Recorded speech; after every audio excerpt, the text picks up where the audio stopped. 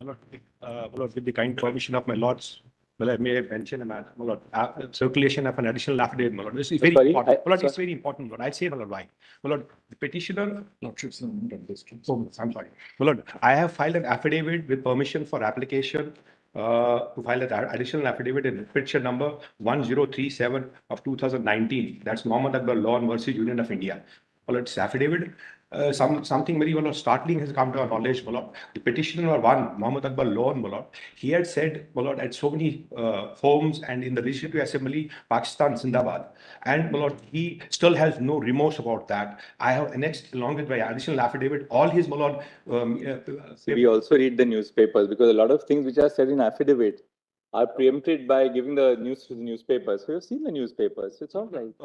Why, fair enough. We are now lead petitioner in the lead petition saying Pakistan Zindabad on the floor of the House has its own seriousness. All right. The Lordships may look at it, my lord, then who is contesting fair enough. Claim of continuing 370? We are going to hear you for 2 minutes, so you can make that point when you are called out. Yes. In addition, I submitted my additional note 3 pages note that may be taken in record on Saturday. I find.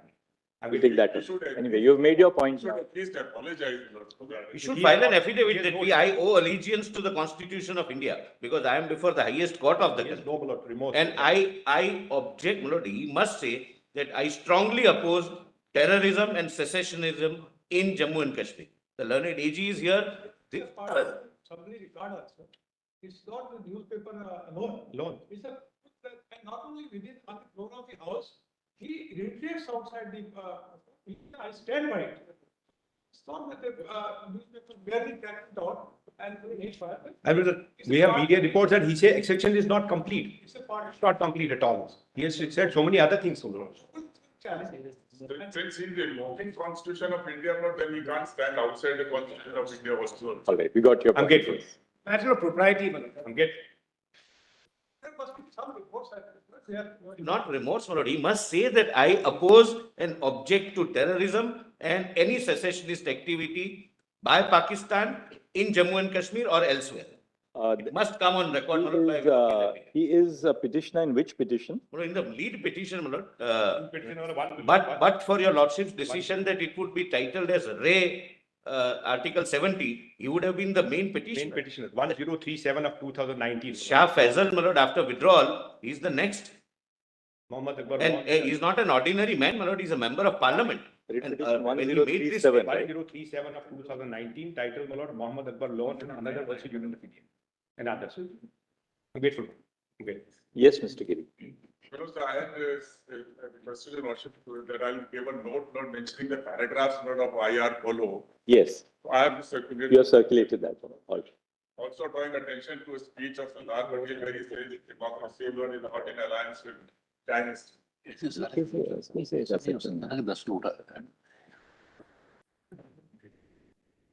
So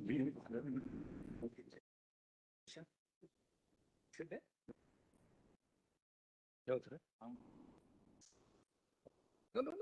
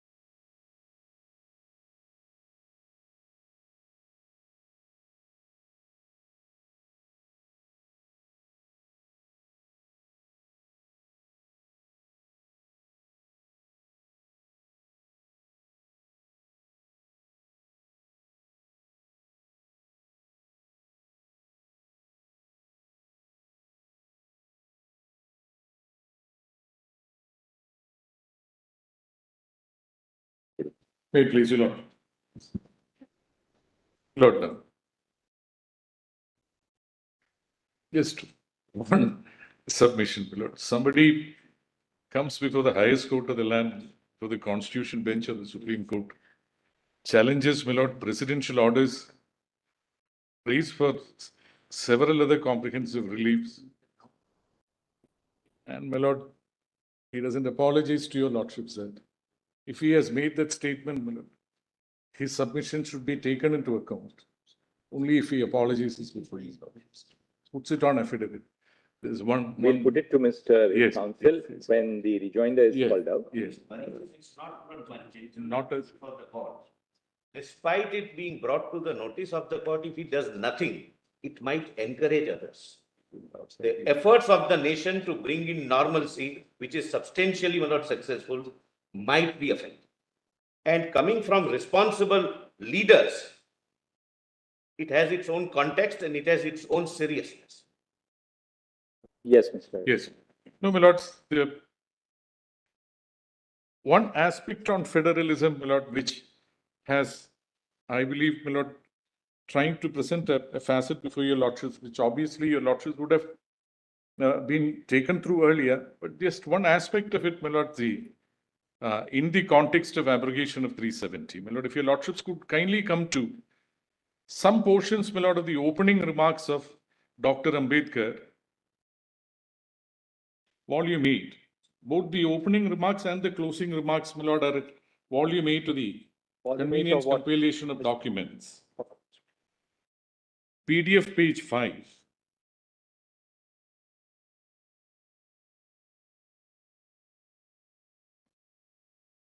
By the way, my lord, the opening remarks presenting the draft constitution was made by Dr. Ambedkar on 4/11/1948. And my lord, the closing remarks came after the draft constitution was drafted on 25/11/1949. But if your lordships kindly come to PDF page 5, my lord, the paragraphs which begin, or just a short paragraph in between. So far, I have explained the form of government under the draft constitution. I will now turn to the other question, namely the form of the constitution. Very famous speech, very famous extract from Dr. Ambedkar's, yes. Lord, sir, one reads it again and again, Lord, and one is astounded by the vision of this great man. Two principal forms of the constitution are known to history. One is called unitary and the other federal. The two essential characteristics of a unitary constitution are the supremacy of the central polity and the absence of subsidiary sovereign polities. Contrariwise, a federal constitution is marked by the existence of a central polity and subsidiary polities side by side, and by each being sovereign in the field assigned to it. In other words, federation means the establishment of a dual polity. The draft constitution is a federal constitution as much as it established what may be called a dual polity. This dual polity under the proposed constitution will consist of the union at the center and the states of the periphery, each endowed with sovereign powers to be exercised in the field assigned to them, respectively by the constitution.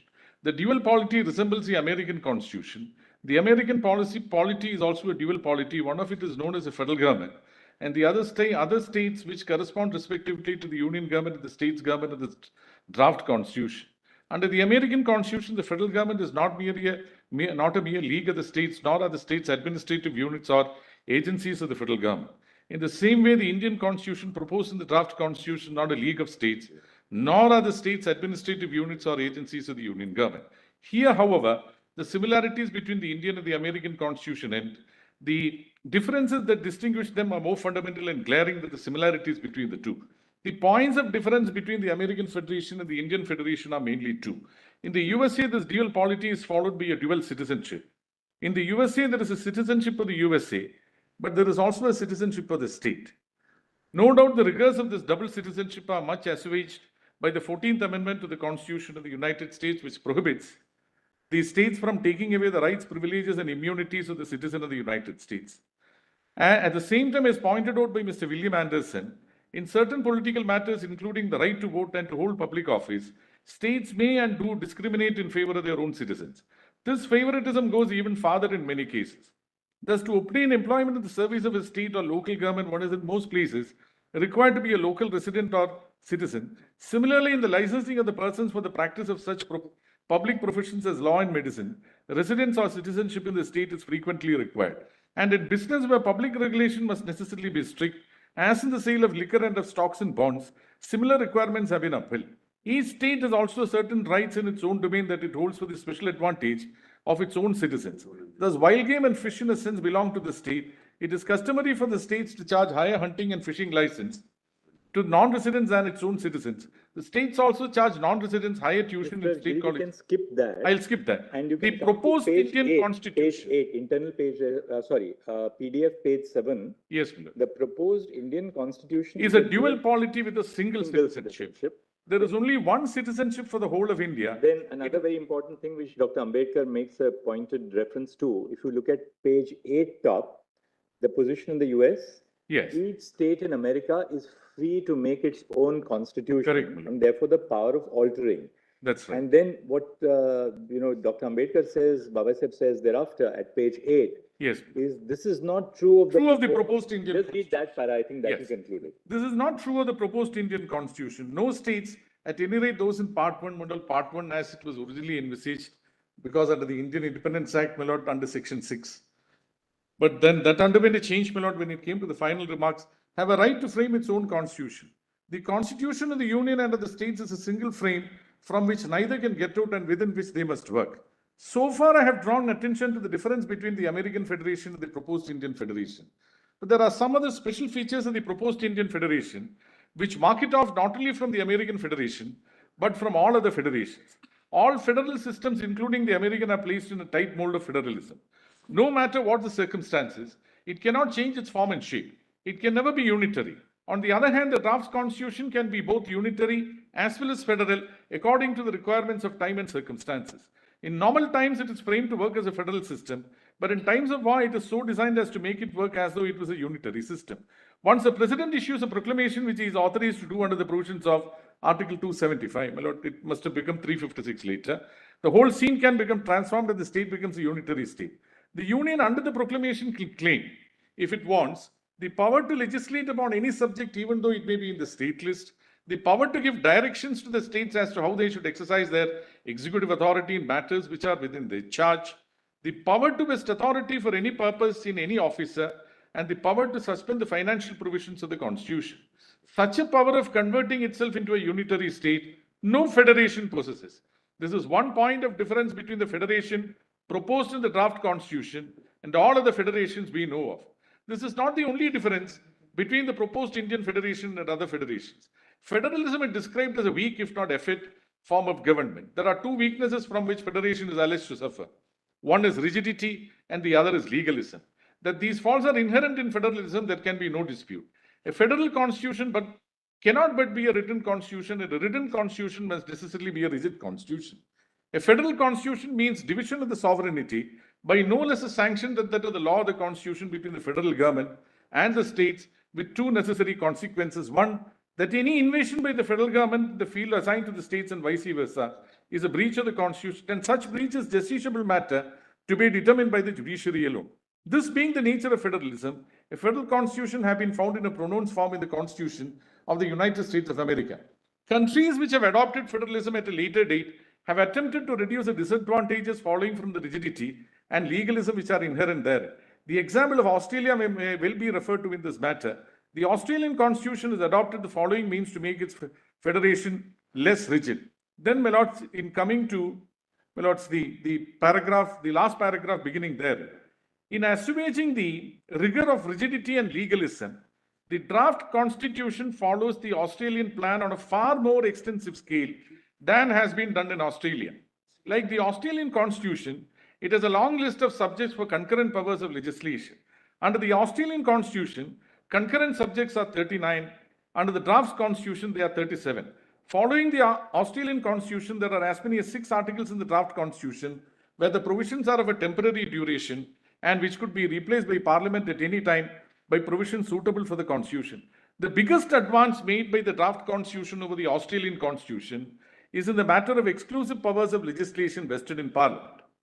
While the exclusive authority of the Australian Parliament to legislate extends only to about 3 matters, the authority of the Indian Parliament as proposed in the draft Constitution will extend to 91, It has then come to 97, 97 being an omnibus residuary clause. In this way, the draft constitution has secured the greatest possible elasticity in its federalism, which is supposed to be rigid by nature. It is not enough to say that the draft constitution follows the Australian constitution or follows it on a more extensive scale. What is to be noted is that it has added new ways of overcoming the rigidity and legalism inherent in federalism, which are special to it and which are not to be found elsewhere. First is the power given to Parliament to legislate on exclusively provincial, Go ahead. in normal times. I refer to Articles 226, 227 and 229. Under Article 226, Parliament can legislate when a subject becomes a matter of national concern as distinguished from purely provincial concern, though the subject is in the state list, provided our solution is passed by the upper chamber, resolution must be, my lord. Upper chamber by 2/3 majority in favor of such exercise of the power by the centre. Article 227 gives a similar power to Parliament in a national emergency. Under Article 229, Parliament can exercise the same power if provinces consent to such exercise. Though the last provision also exists in the Australian Constitution, the first two are a special feature of the draft Constitution. The second means adopted to, my lord, my lord, please come to the next page, my lord, PDF 12.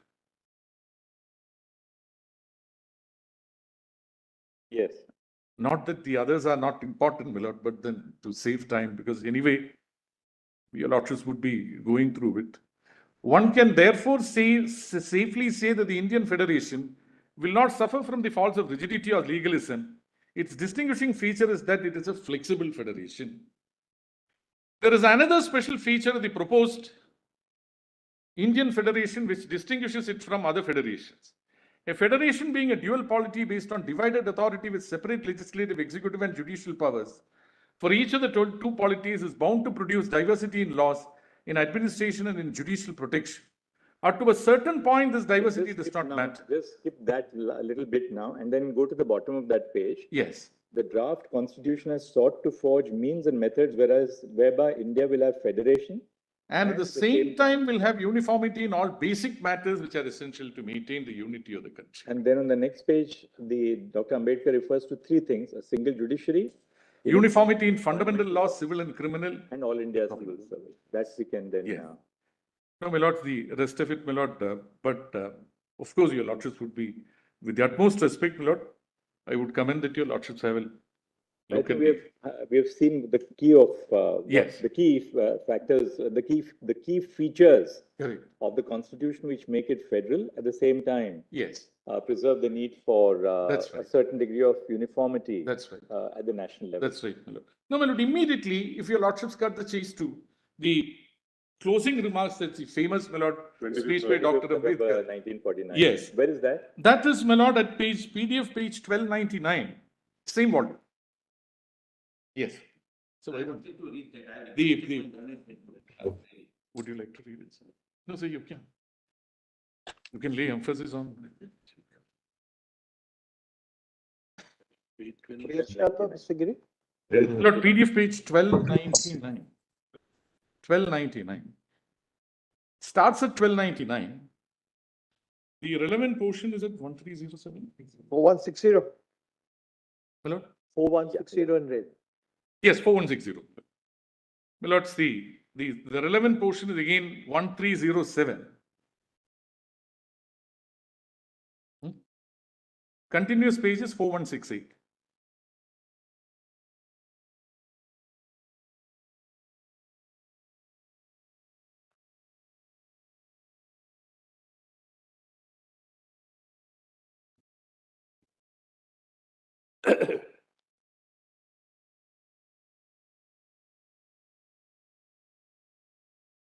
Can I read it? Yes. There's only one point of constitutional import to which I propose to make a reference. A serious complaint is made on the ground that there is too much of centralization and that the states have been reduced to municipalities. It is clear that this view is not only an exaggeration, but is also founded on a misunderstanding of what exactly the Constitution contrives to do. As to the relation between the center and the states, it is necessary to bear in mind the fundamental principle on which it rests. The basic principles of federalism is that the legislative and executive authority is partitioned between the center and the states. not by any law to be made by the center, but by the constitution itself. This is what constitution does. The states under our constitution are in no way dependent upon the center for the legislative or executive authority. The center and the states are co-equal in this matter. It is difficult to see how such a constitution can be called a centralism. It may be that the constitution assigns to the center too large field for the operation of its legislative and executive authority than is to be found in any other federal constitution. It may be true that the residuary powers are given to the center and not to the states. But these features do not form the essence of federalism. The chief mark of federalism, as I said, lies in the partition of the legislative and executive authority between the center and the units by the constitution. This is a principle embodied in our constitution. There can be no mistake about it. It is ever wrong to say that the states have been placed under the center. Center cannot by its own will alter the boundary of the partition, nor can the judiciary, for as has been well said, courts may modify, they cannot replace, they can revise earlier interpretations as new arguments, new points of view are presented, they can shift the dividing line in marginal cases, but there are barriers they cannot pass, definite assignments of power they cannot reallocate, they can give a broadening construction of existing powers, but they cannot assign to one authority powers explicitly granted to another. The first charge of centralization defeating federalism must therefore fail. The second charge is that the center has been given the power to override the state. Then my Lord Dr. Ambedkar says, this charge must be admitted.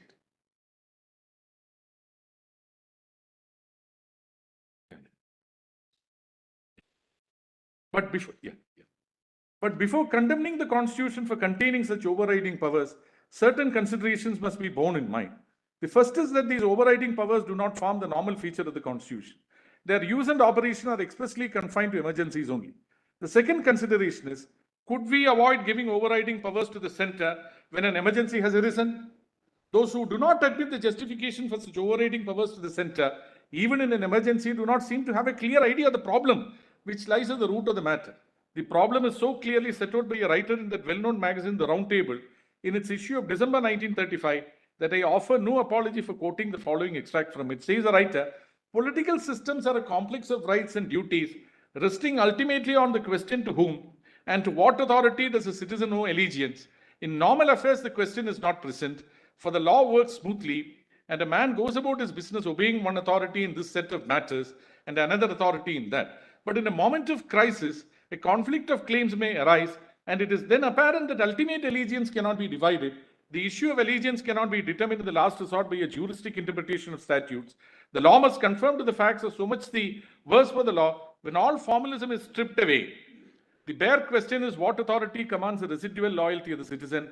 Is it the center of the constitutional state? The solution of this problem depends upon one's answer to this question, which is a crux of the problem. There can be no doubt that in the opinion of the vast majority of the people, the residual loyalty of the citizen in an emergency must be to the center and not to the constituent states, for it is only the center which can work for a common end and for the general interest of the country as a whole. Herein lies the justification for giving to all center certain overriding powers to be used in an emergency. And after all, what is the obligation imposed upon the constituent states with these emergency powers? No more than this, that in an emergency, they should take into consideration alongside their local interests, the opinions and interests of the nation as a whole. Only those who have not understood the problem can complain against it. No, my lord, there is an anguish. Sorry.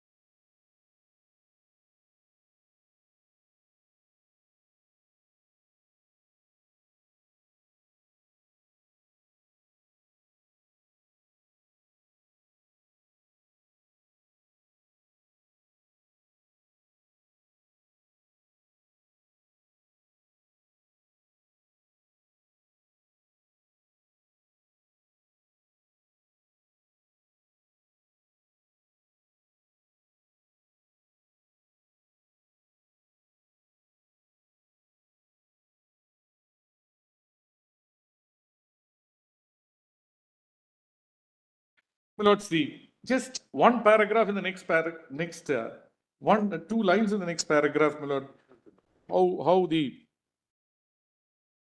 in what was the anxiety, my lord, which he shared, and how prophetic, my lord. Sometimes one feels that so prophetic he could have been.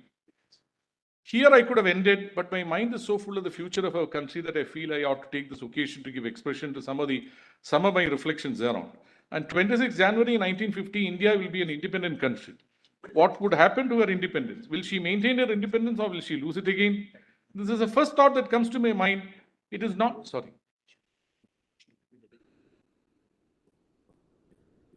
Yeah, this is Aparajita sent me that. She's This context. For this also. Not that, my lord. These lines which start, the point is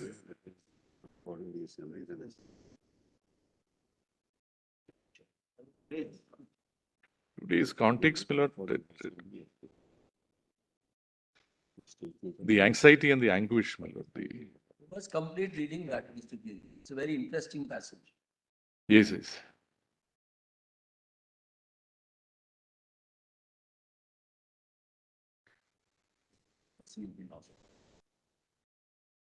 This is the first thought that comes to my mind. It is not that India was never an independent country. The point is that once she lost the independence she had, will she lose it a second time? It is this thought which makes me most anxious for the future. What perturbs me greatly is the fact that not only India has once before lost her independence, but she lost it by the infidelity and treachery of some of her people. In the invasion of Sindh by Muhammad bin Qasim, the military commanders of Kandahar accepted bribes from the agents of Muhammad bin Qasim and refused to fight on the side of the king. It was Jayachand who invited Muhammad Ghori to invade India and fight against Prithviraj and promised him the help of himself and the Solanki kings. Then, my lords, I'll leave the rest. Next one, will history repeat itself? It is this thought which fills me with anxiety. This anxiety is deepened by the realization of the fact, in addition to our old enemies, in the form of castes and creeds, we are going to have many political parties with diverse and opposing political creeds. Will India place a country above the creed, or will they place creed above the country? I do not know. But this much is certain, that if the parties place creed above country, our independence will be put in jeopardy a second time and probably be lost forever. This eventuality we must all resolutely guard against. We must be determined to defend our independence with the last drop of our blood. No, my lords, these two my lord, speeches made by Dr. Babasaheb Ambedkar, two different points of time, one while presenting the draft constitution, the other after the draft constitution, concluding remarks.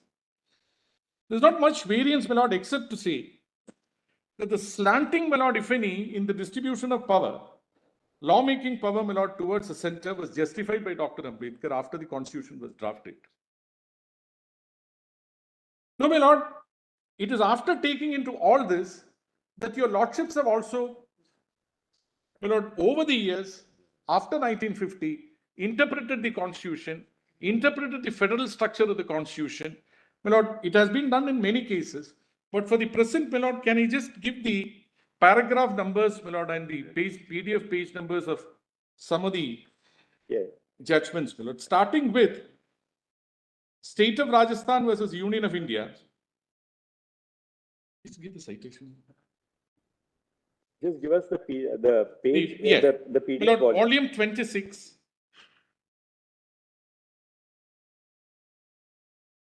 Volume 26.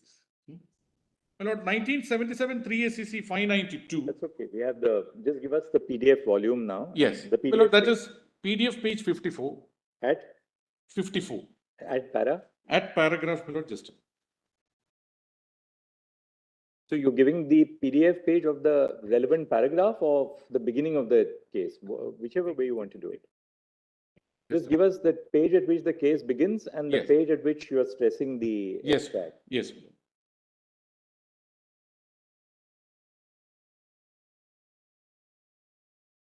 PDF 21. PDF 54, my lord, is a relevant paragraph. All Three right. paragraphs, my lord, from Chief Justice Beck's opinion. All right. The next? The next is, my lord, Bommai. Bommai, my lord, is in volume 2, page 2 onwards. Page?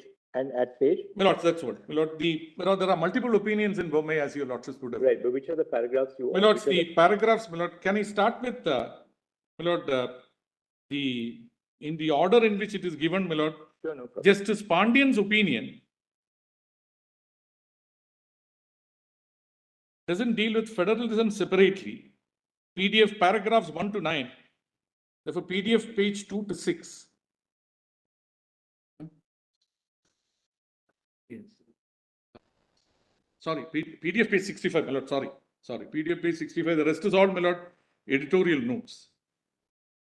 Paragraphs 1 to 9, and in para 2, he agrees with the conclusions of 1, 2, 4 to 8 of Justice Sawant's opinion, my lord. All right, then. Kindly note that, my lord. Yes. My lord, see, PDF 68, Justice Ahmadi's opinion, para 10 onwards. Just Ahmadi. And the relevant portion, my lord, with regard to the federal character of the Constitution is at PDF 69, paragraph 13. PDF? 69, paragraph 13. Next. Para 23 and 24 at PDF 75.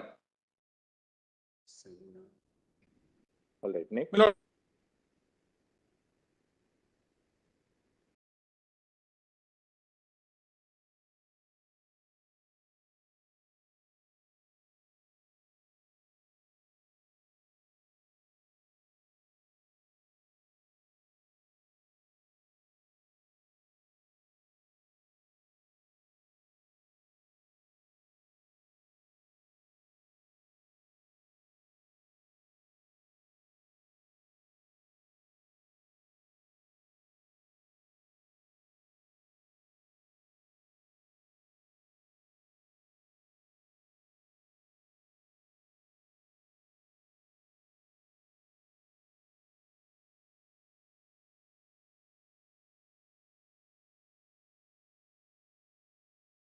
but para 247 and 248 PDF 206. My lord, the paragraph, my lord, Ramaswamy, Justice Ramaswamy's opinion, para 247 and 248 at PDF 206. All right, so we've covered both. My lord, there is a conspectus of the earlier decisions, including Rajasthan and Bombay, in NCT 2, Yes. volume 14, PDF 3, paragraph 68 to paragraph 77. Page? Paragraph 68 to paragraph 77. Just get the PDF page. PDF NCT. Lord, I'll give the page number in a moment. Volume 14. Volume? 14. Lord, it doesn't have an NCC citation so far. SCC online is there. Para 68 to? Para 68 to para 77. We'll have an SCR citation. I think all of you must now get into the I habit think of again citing SCRs. SCR is now digital. We have already got an ESCR. Hopefully in the next few weeks, we'll have a digital SCR. A digital SCR is exactly as it appears in the volume, while the ESCR, of course, is an electronic copy. And we have updated the head notes right up to probably the last month or so now. I'm not sure exact date, but we are pretty much now abreast. So we have a regular authorized reporting of reporter of the Supreme Court. Because SCR had fallen way behind its times, but now it's up to date, and it also has neutral citations as well. Oh, that's right, my lord, it has neutral citations. But we are now moving from an ESCR into a digital SCR. So the digital SCR will have a volume. It always had neutral citations, Mullah. It always had. And we were, in fact, used to only cite in the SCR. But then, of course, it was not updated for many. So I would really encourage all of you to just at least skim through the ESCR, and We'll do that. And if there are any further improvements to be made, please feel free to let me know, because it's a. ESCR in the first 20 years were head notes. That's right. That's They what were I said. outstanding. Absolutely. And that is what is missing. They gave complete picture of the case and what your lordship did. Now, please have a look at the recent head notes. If there is some improvement, I'll be happy to do it. My lord, and the corresponding ILRs in the high courts also. We have revamped our editorial team for the SCR. We have a much broader editorial team. We also have a Center for Research and Planning in the Supreme Court, which is manned by several very talented young people who have been brought in from outside. Seems that 24 hours are not enough for you. They're not, Mr. Subbala. When I leave for home, there's so much to be done every evening after that as well. Appreciate it. Some outstanding members of our bar with them, perhaps. Of course, with pleasure. Likes of Mr. Shankar cannot, I have no doubt. But please do have a look at our ESCR, and very shortly we'll have the digital SCR. So if there's any change, any improvement, let me know so that we'll do it.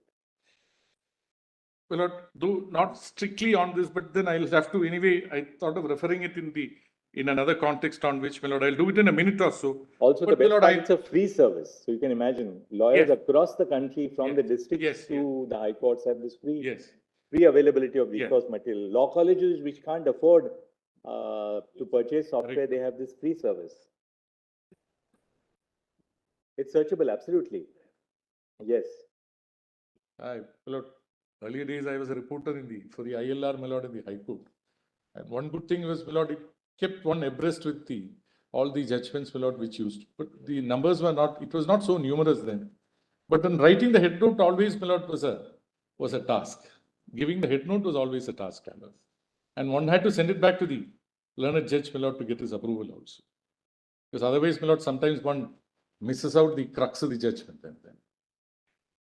My lord, one, my lord, I'll just hand it over, kindly permit me.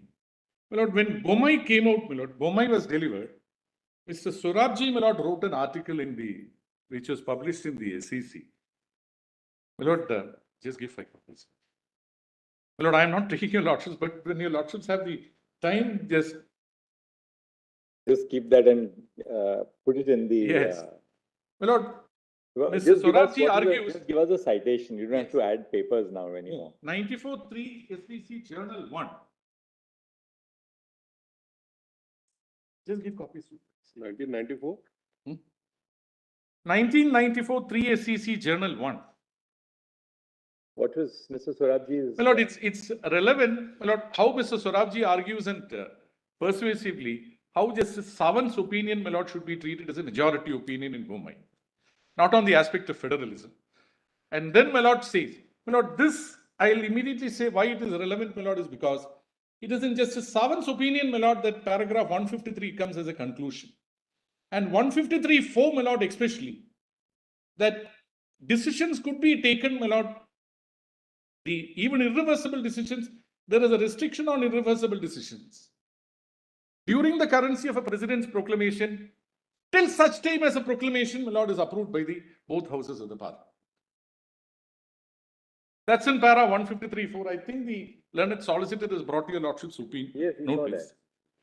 Since the provisions contained, my lord, that is at page 149 of the report.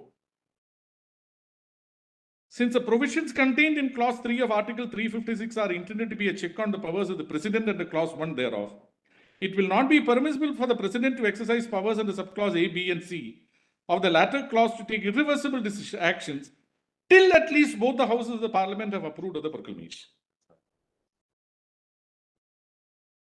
My lord, this should be treated, my lord, in my respectful submission, as the opinion of the bench, as a majority opinion of the bench.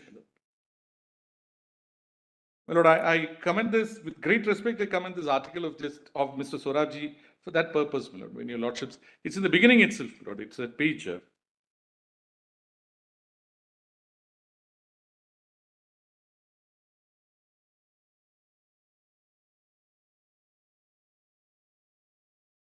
My lord, on federalism, I'll just make this proposition, my lord, and leave it before your lordships.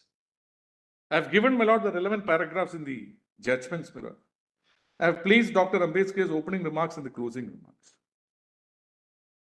My lord, especially in the last judgment of NCT 2, where your lordships, my lord, had a conspectus of the earlier judgments, my lord, which dealt with federalism. There are 2 or 3 features, my lord, which your lordships have outlined. One is that federalism is a basic feature of the constitution. No, my lords, when your lordships have said that, the federalism, my lord, that is revealed, my lord, from the reading of the constitution as a whole. My lord, please keep 370 for a moment aside.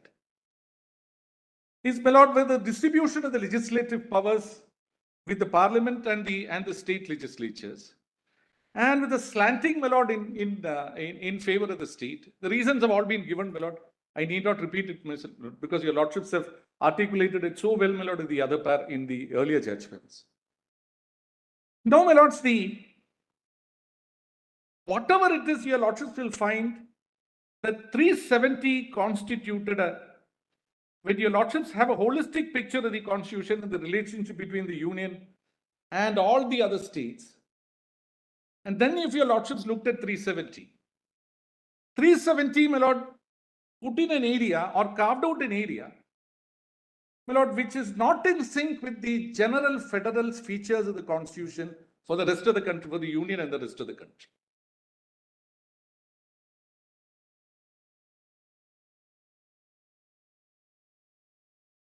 Dr. Dhawan, my lord, pointed out other features, my lord, in part 21, 371 onwards.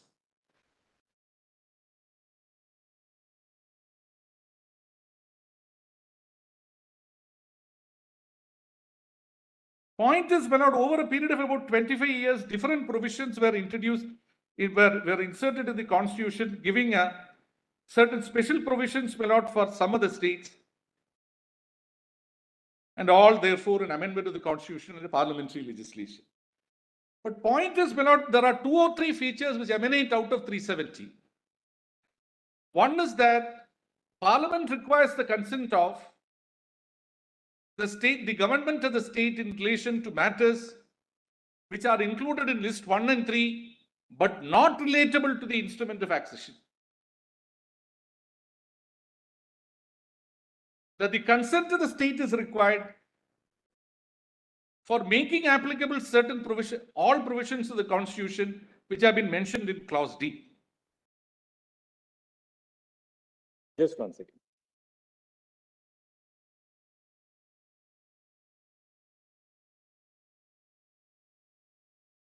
As the consent of the government of the state on list 1 and 3 matters. Yes. Which matters do not relate to the IOA. That's Yes. right. Yes.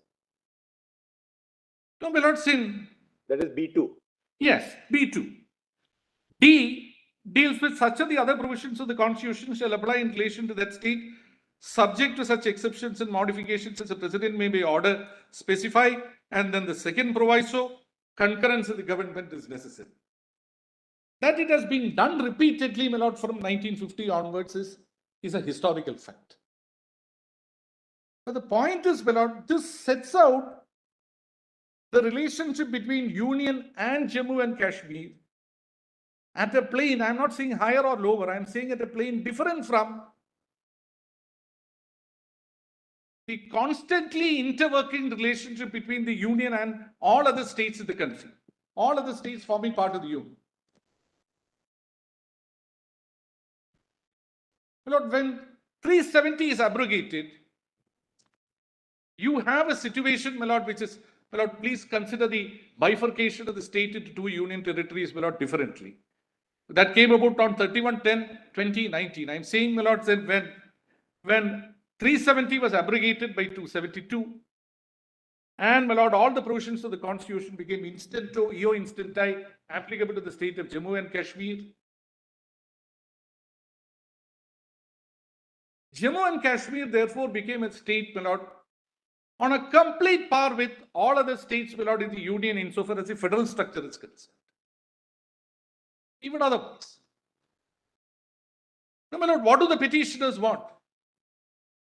As a solicitor, my lord, it's at pains to point out there is a great deal of expansion of rights, my lord, which could be enforced by the persons who reside in the state. But, my lord, what do the petitioners want? They want the 272 and 273 to be set aside and Article 370 to be resurrected. If 370 is resurrected, we would come back to a stage where there is an oddity insofar as the federal structure of the constitution is concerned. J and K would continue to be placed or would once again be placed on a plane different from all the other states of the Union, and the federal working relationship which the Constitution behoves us to do will meet with a roadblock one way or the other. Lord, I'm not saying that the one principle of administrative law which your lordships have always applied is, your lordships would not issue a prerogative writ in setting aside any order or setting aside any action taken by the executive. My lord, if such interference by your lordships resurrects, my lord, a situation that was also not completely legal. My lord, paraphrase it.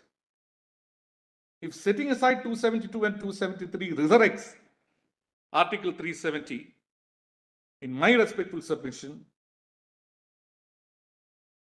if Article 370 is resurrected, that would also be violative of the basic structure of the Constitution.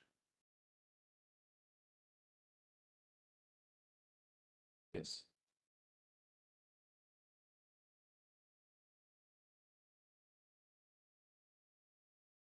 This might be a little too far-fetched, because then that would be to postulate that original Article 370 was violative of the There was a challenge. There was a challenge pending here for several years. 1986, my lord, a batch of writ petitions was then made over to the High Court, whether that's still pending. There are people, my lord, who wanted to prosecute it.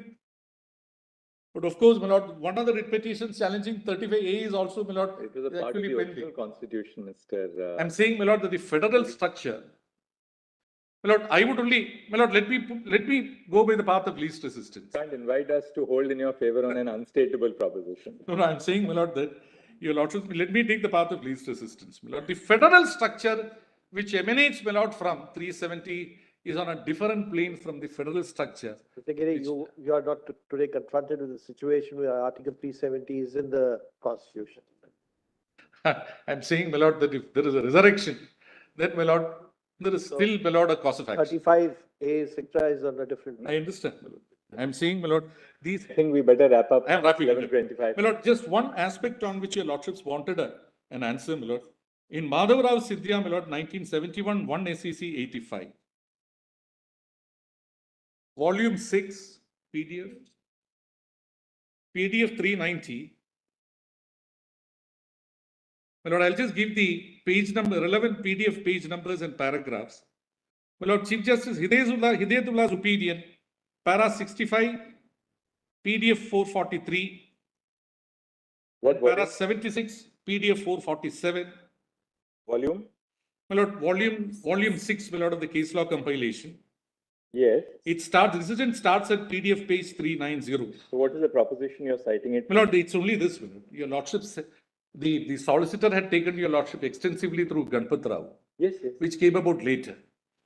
My lord, the mandamus was issued in Madhav Rao Sidhya, my lord, where after a serious bit of ratiocination, the lordships came to the conclusion, both Chief Justice Hidayatullah and Justice Shah, that the right which is claimed by the petitioners emanates from Article 291, Constitution, and 362, and not from the covenant.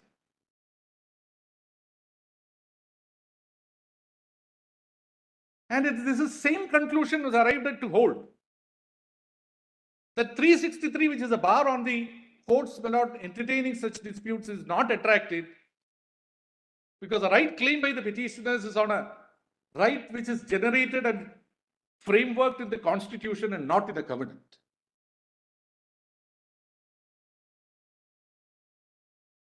That is why a mandamus is issued.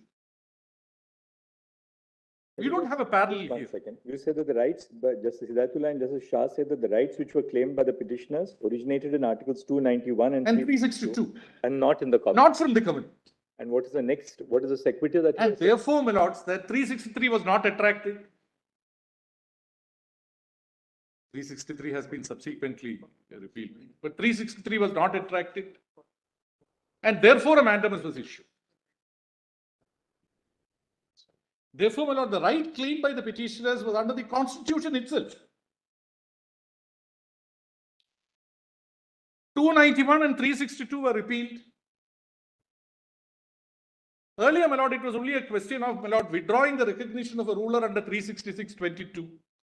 That was found to be inadequate because 291 and 362 were still intact. That is why, my lord, in the first matter, in Madhavrao Sindhya's matter, a mandamus was issued.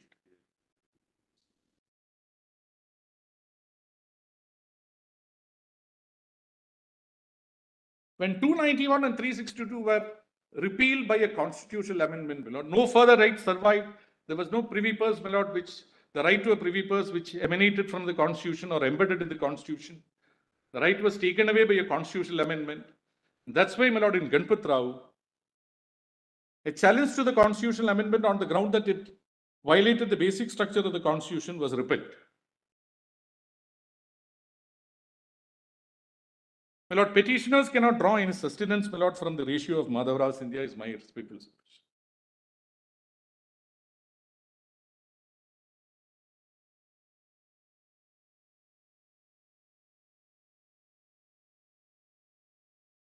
Thank you, Mr. I am deeply obliged to you.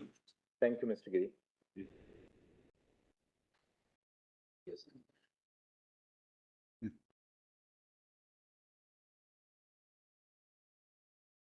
Are you appearing for? For a union. But for the union, how many people will appear, Mr. Nataraj? We don't want to stop you because it's an important matter, but I'll not repeat anything. And can you formulate what? Yes, I'll formulate. I'm cautious of the arguments already advanced on behalf of Union of India, and equally conscious of the time factor which is staring at me through your eyes.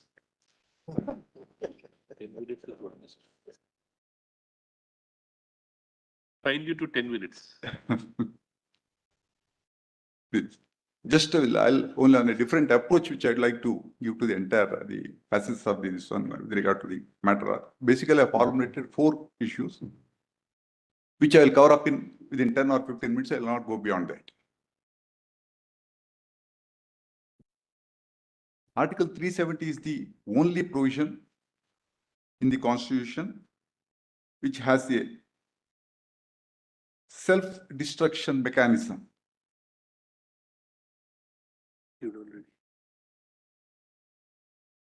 There are other articles which would lapse by a flux of time. That's a different scenario altogether.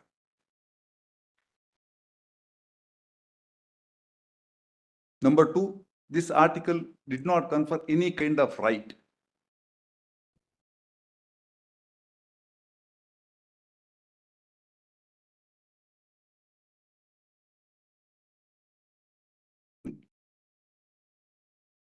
Number 3, continued application of one. Please, I'm sorry.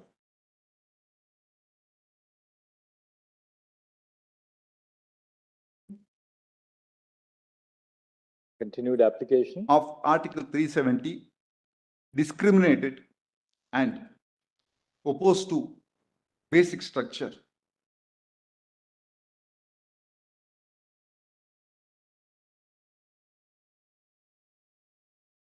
Fourthly, doctrine of federalism, the foundation which they have laid. Please.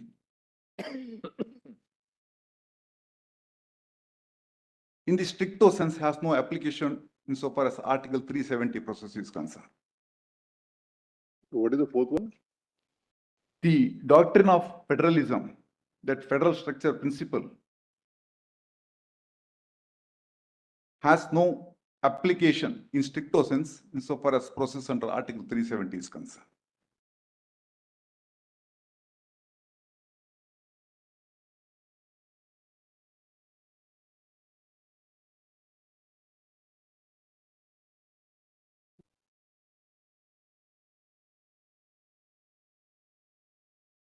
Now, let me deal with the last point with regard to the federal structure theory which they advanced or propounded in support of their contention.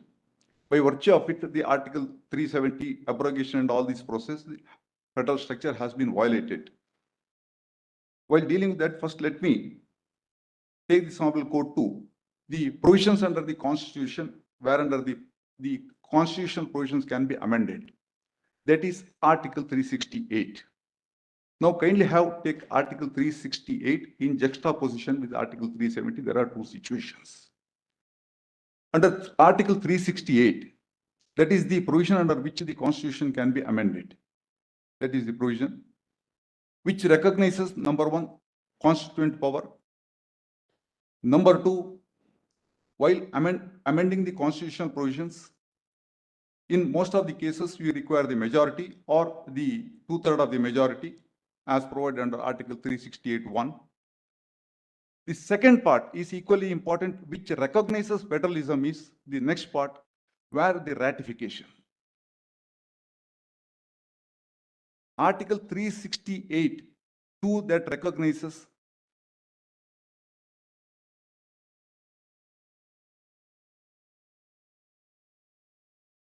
federalism in the matter of amendment to the Constitution.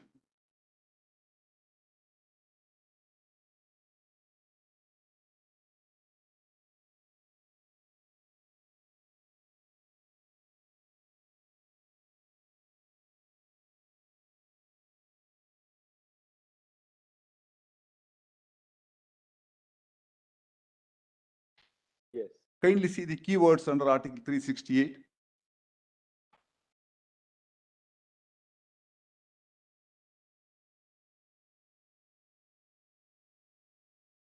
Kindly take the keywords under Article 368.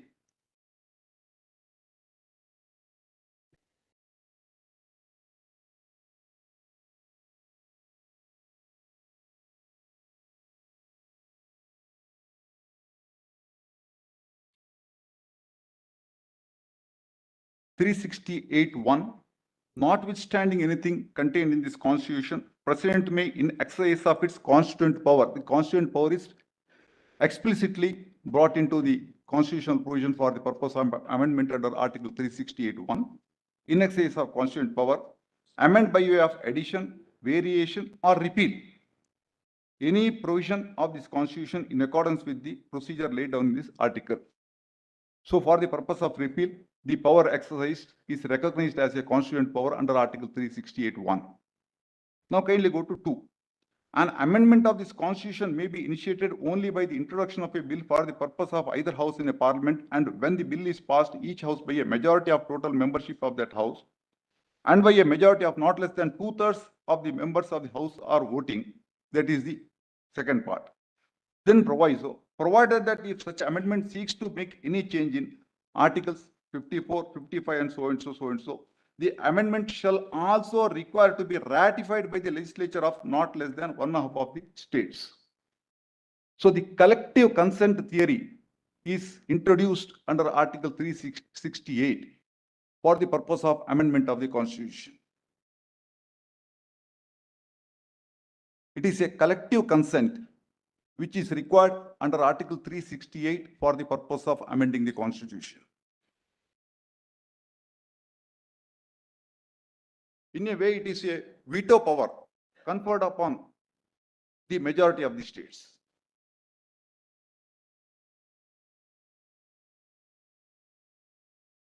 Now, have 370, Articles 370 in a juxtaposition. Kindly go to Article 373.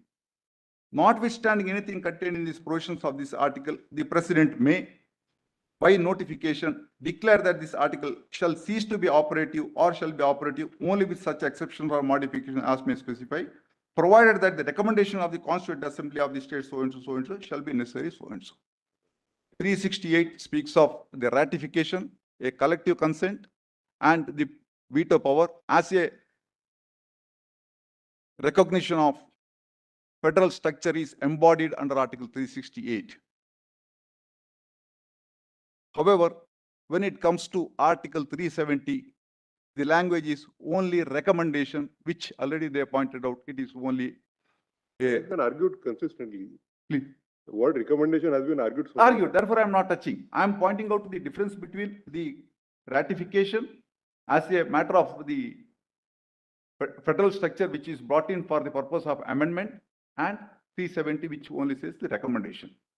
So, but equally, the adaptation to the constitution ensured that even in the matter of an amendment, Yes, the president has to still go through the route of Article 370 bracket 1. absolutely, absolutely. Therefore, in the stricto sense, Article 368 principles of getting it ratified will not be applicable to when it comes to 370. Only the recommendation is required, which has a very, very limited. So an additional safeguard was introduced. Correct. And that safeguard is not merely in matters which require ratification by half the states. Correct. But any constitutional amendment has to go through the process of Article 370 370. in relation to J&K, Jane. as it then stood. Yes, that's right. But however, reading these two articles in a different language will make either of them redundant.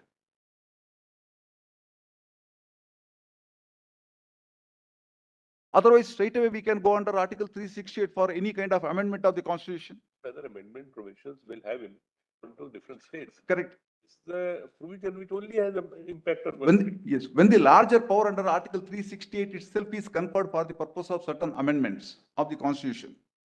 When 368 itself is available, there is no question of applying 370. Reading in any other form makes 370 redundant. Or if you apply 370 in any other form, 368 makes redundant. It's always been put to us that 373 was a self-destructive mechanism so far as 370 is concerned. That we've already noted. Mr. Natarajan, Please. what you're probably trying to highlight Please. is that the argument that the federal structure gets affected because of abrogation of 370 Yes. should not be accepted for the reason Yes. that the federal structure is protected by 368 Yes. itself. And you cannot say that federal Absolutely. structure is diluted in case 370. 370 is concerned.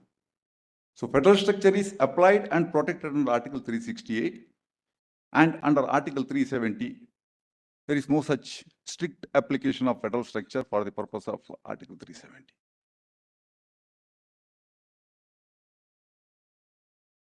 Any other interpretation would in a way makes either 370 or 368 a redundant provision. No constitutional provision.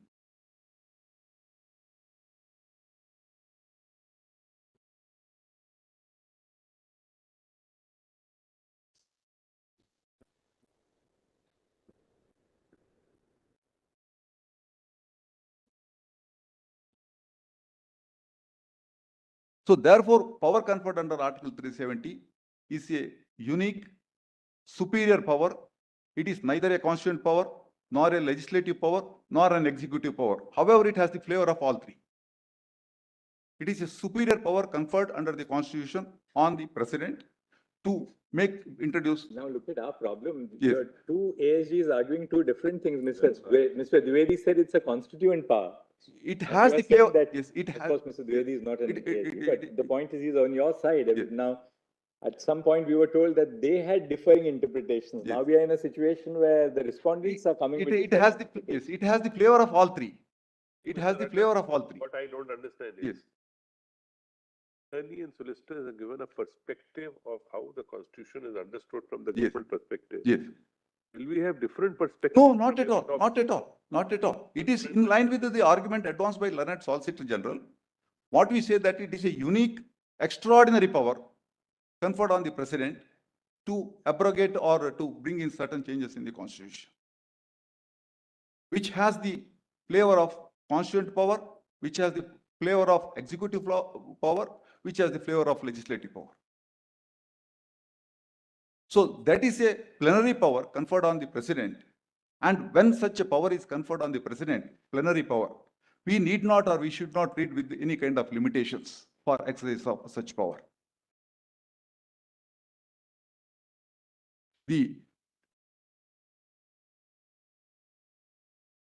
Such an extraordinary power conferred on the President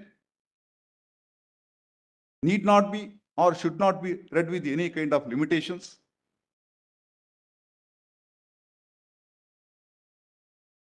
And it must be given fullest meaning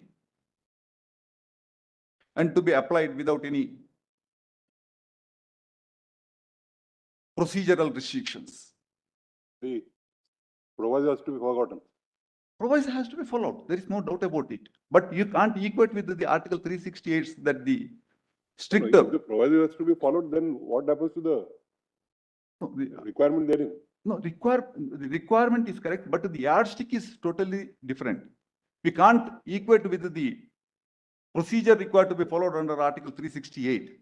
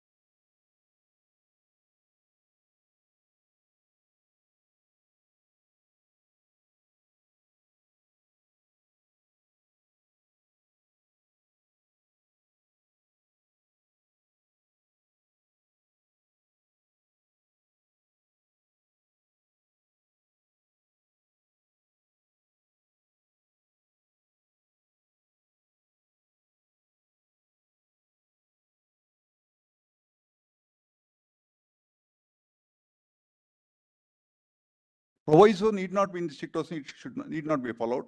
And when it's a plenary power, it need not be read with the limitations as held in R versus Burra, which has been applied in the Keshavananda Bharati. Thank you, Mr. Nathal. Thank you very much, Mr. Nathal. Mr. Jetnani. Clarification. Whether the power is constitutional power, executive power, or administrative power. But that exercise is irrelevant. It is a sui generis power given only in one article to the highest constitutional. That's not the position. Yes, Mr. Jetnani.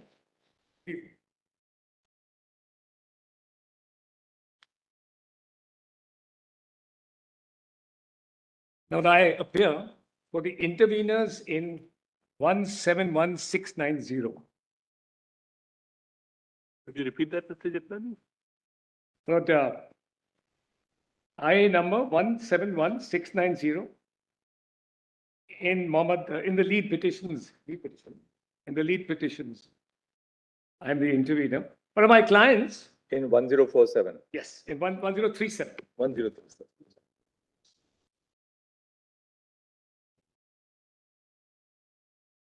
My clients basically are members of the Gujjar Bakarwal community in Jammu and Kashmir.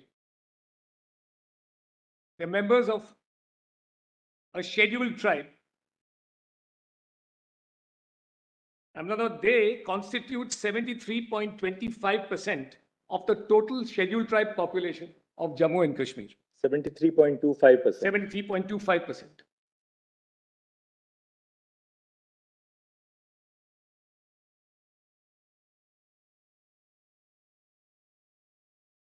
But of course, we strongly support the amendments for the reason that the provisions in the Constitution pertaining to scheduled tribes, 330, etc., were never applied.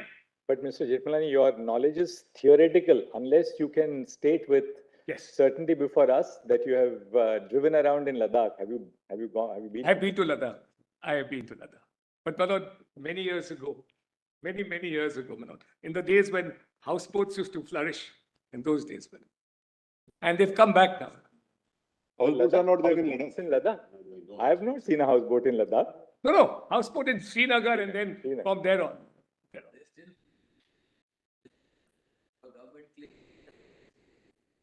Why don't you go there? I'm told a lot of people go there now. It's Go there and take a look for yourself. Empirical evidence will stare you in the face.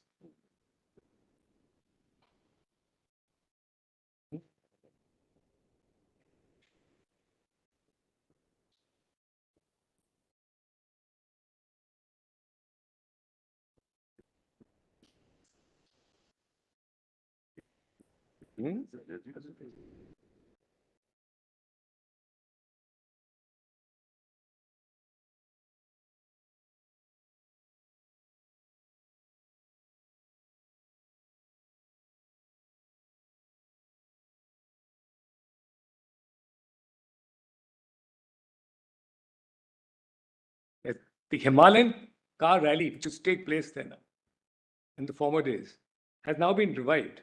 My daughter's scheduled to go soon to Leh and Ladakh in that Himalayan car rally. So they're taking a sports car themselves and traveling up. She and her friends. That's how practical it is now. Variava used to participate. Yes, but yeah, fortune is right, Justice Variava.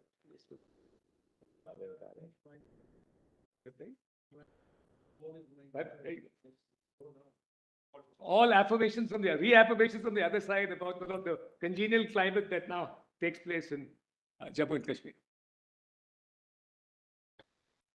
But my clients are restricting themselves to the challenge to 373 and the proviso thereto, as also to the amendment to 367 brought about by CO 272.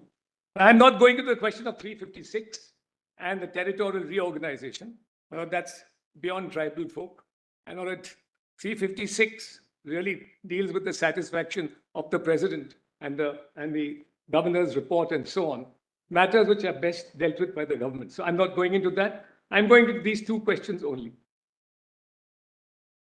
So you're going to go into 373? 370, the proviso.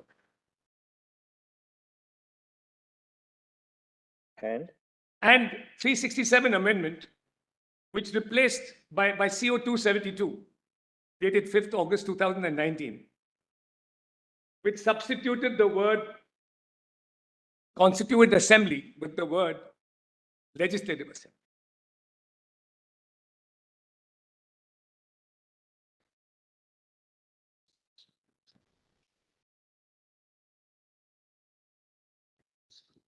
Incidentally, I might just mention that my clients are the beneficiaries subsequent to 5th August 2019. Actually, you very helpfully identified the 4 key areas in the case, yes, which the case turns. 1, 370 itself, and the proviso to 370 bracket 3.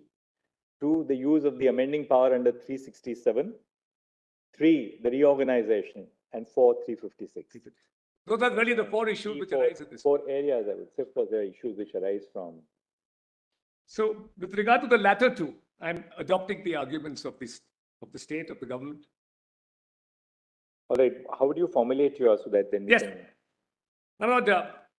I've submitted written submissions yes, 2 days ago. Yes. But briefly on the question of sovereignty, where does sovereignty lie? Because it then dovetails into the question, which are the subject matter of the 2 issues I'm going to deal with.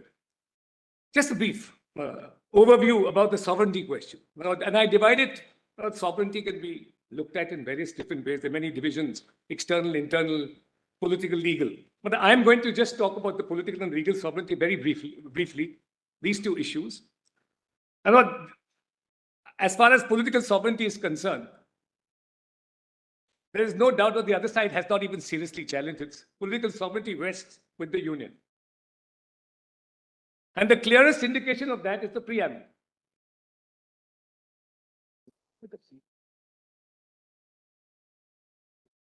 Union.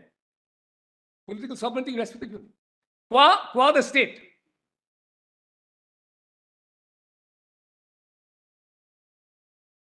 And a simple look at the preamble, my lord, would indicate that. The preamble of the 2, the union and the federating unit of the state of Jammu and Kashmir, would reveal that. A point noted by Justice Nariman in the State Bank of India case. We'll kindly have a look first at our preamble very quickly.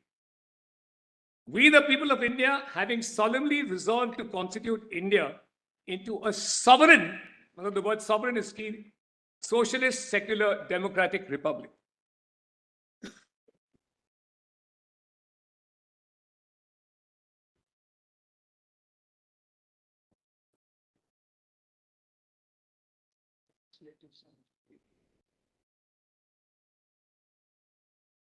Now, in contrast, the Constitution of Jammu and Kashmir has the following preamble.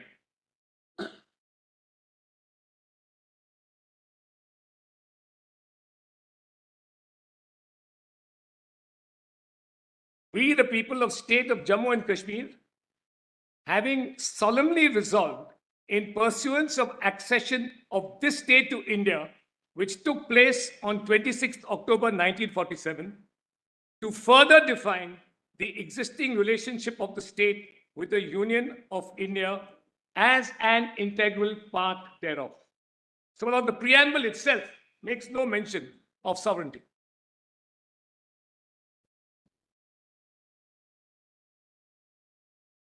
In fact, the preamble is dealt with further defining the existing relationship of the state with the Union as an integral part thereof. So it's an acknowledgement of the Union's sovereignty over the state. This is political sovereignty.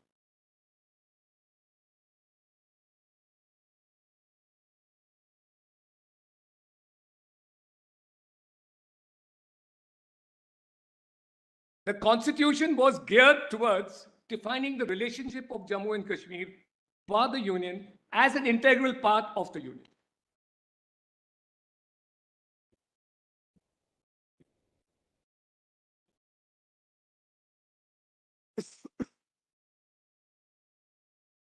Yes. And first and foremost, the permanent residents of the state of Jammu and Kashmir are citizens of India.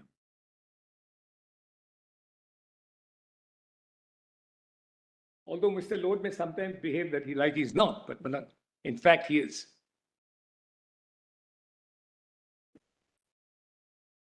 Now I come to the question of legislation.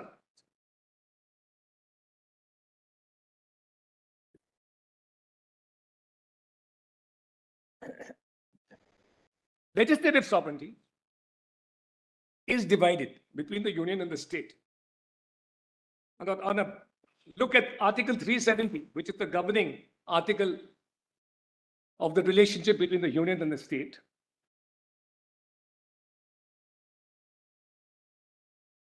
Matters in the concurrent and Union list acceded to by the then Maharaja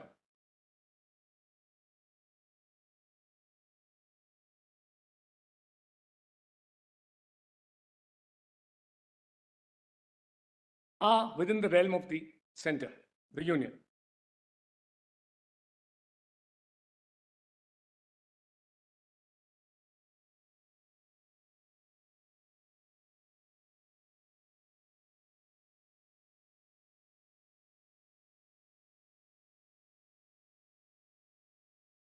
And broadly speaking, the other parts of the Constitution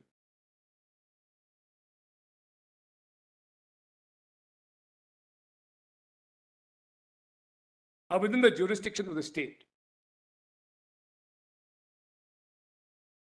And but therefore, the sequitur of your argument would be that matters which do not form part of the instrument of accession in relation to which the Union was given exclusive control, yes, these four matters. Yes.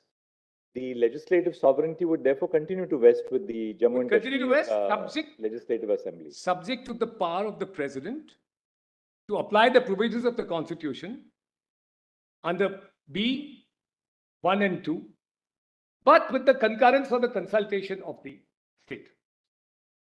So any provision, theoretically speaking, if those qualifications arise, if that concurrence or that consultation takes place, then the entire Constitution can be applied to the state of Jammu and Kashmir under 371. 373 is distinct from 371 because it's and at a one-stroke abrogation of the entire Article 370. Therefore, Mr. Jethmani, you therefore also necessarily accept that there is a concept, sovereignty has two connotations. Yes. One, external sovereignty, Yes. which undoubtedly vests completely with the Union of India. Internal sovereignty, which is then distributed between the Union and the states. Yes. Yes. That's a patent look at that. Nobody can deny that. But the Constitution envisages that from time to time, further and further, and that's been the, as has been pointed out repeatedly during the course of these arguments, that with the passage of time from 1950 onwards, more and more provisions of the Constitution have been made applicable. And some of them are those which were not originally applicable to the legislative or within the legislative jurisdiction of the center. But ultimate legal sovereignty rests with the Union. And though that is Article 373. Article 370, sub-article 3, is indicative of the fact that ultimate legal sovereignty, in the sense that you can get rid of the tunnel altogether that connects the Union with the state legally and constitutionally. Ultimate legal sovereignty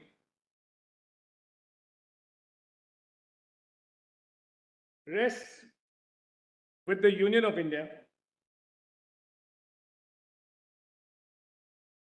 And 373 is key, is one of the key issues in this entire discussion.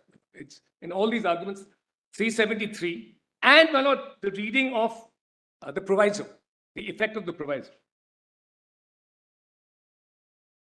That establishes most of the issues that arise in this case, at least it sets a platform whereby the others can be. Absent that, there would be nothing else, which is why the other side is at pains to point out that after the Constituent Assembly dissolved or became extinct, 373 has no application. In other words, the substantive part of 373 is now swallowed by the proviso. The absence of the Constituent Assembly and the power of recommendation which was vested in it has now disappeared. That's their case. Now, on that proviso, I'll have something to say.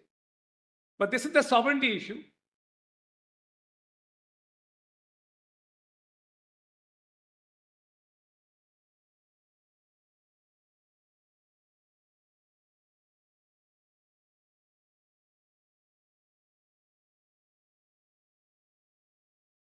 Now, there is also Article 147, which is some indication of legal sovereignty of the state of Jammu and Kashmir. That's the amending part.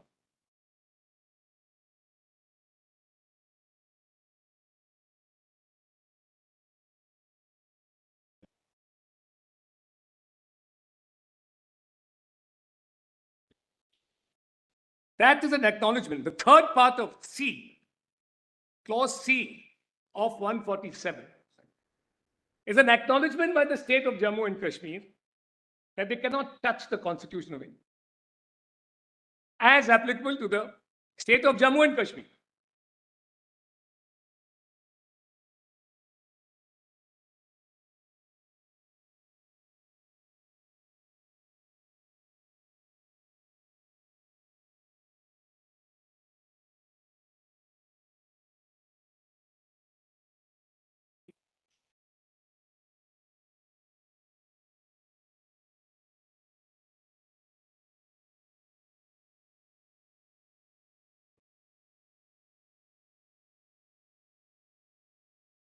Now, the issue of Article 373 and the proviso thereto, it actually dovetails into three questions which I'll just frame, which are at the heart of the controversy here.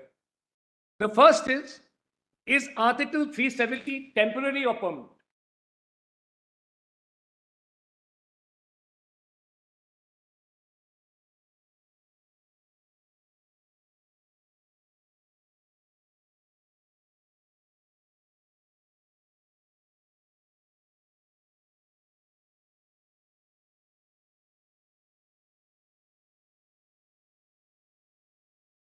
did the extinction of the Constituent Assembly of Jammu and Kashmir referred to in the proviso to that article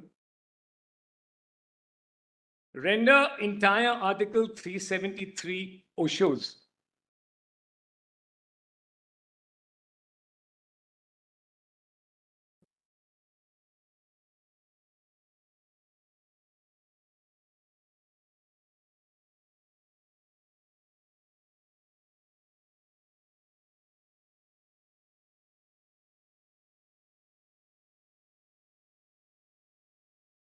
And third, was the amendment by CO 272, dated 5th August 2019,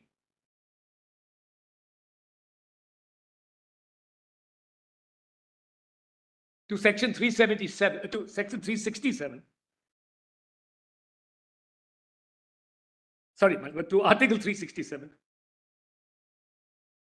Article 367.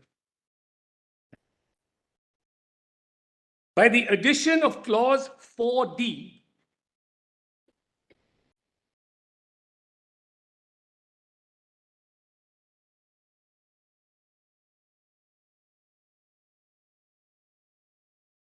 well, that article which made Constituent Assembly read as Legislative Assembly, was that constitutionally valid?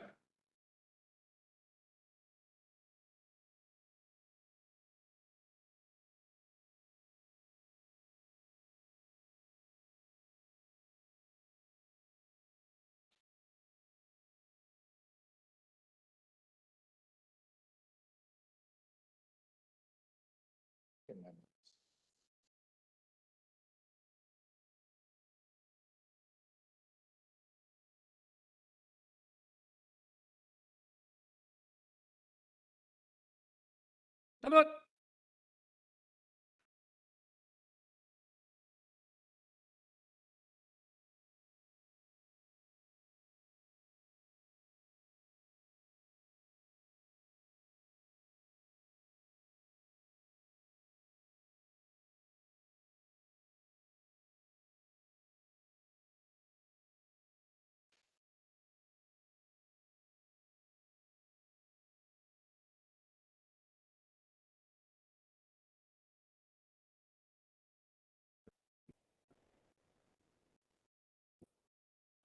Just since we have 55 minutes now to lunch, we'll give you time till 12:20. Mr. Guru, 12:35. Then we will hear the interveners for 2 to 5 minutes, and then we'll give Mr. Banerjee interveners between 12:35 and 12:50, and Mr. Banerjee 12:50 to 1. That's the way we'll do it. But because I have to read some extremely important constitutional orders, see, just very briefly. Give us the page. Yes, but I just want to read the portion that I'll tell your lordship what my argument. I'll come to it in a minute. Well, let's get to the argument. Yes, yes. Let's not waste time management. I agree. Yes. My lord, as far as the temporary and permanent part is concerned, two issues have already been discussed. One is Article 370 is a provision that is a part of Chapter 21 of the Constitution of India, which deals with temporary provisions. Yes. Lordships have already noted that. Second is the title of the article, which describes its provisions as temporary provisions with respect to the state of Jammu and Kashmir.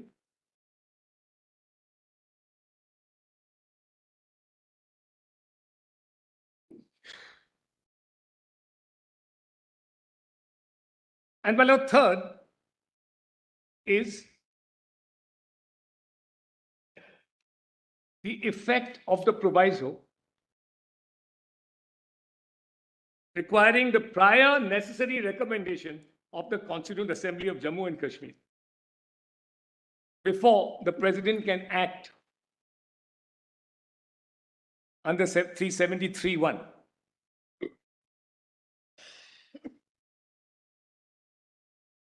So your contention is that the Constituent Assembly of Jammu and Kashmir was necessarily limited in point of time and purpose.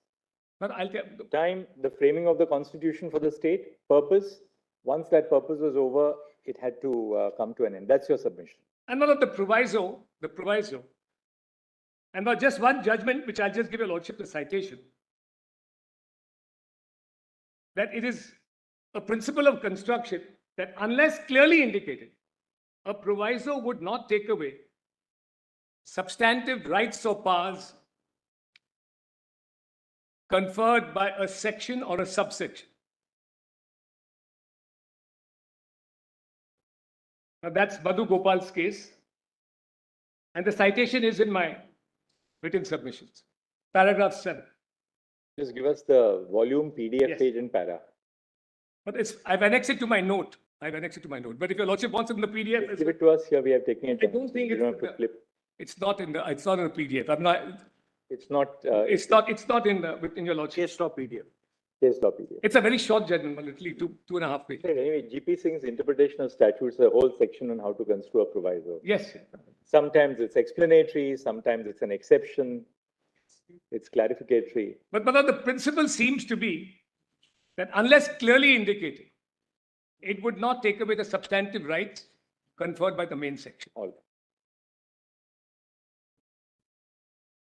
I'm not just a look at 373, and then I take you to my submissions on this most important point.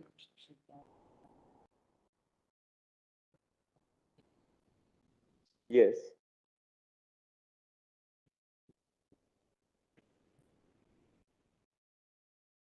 Now, the Constitution and its provisions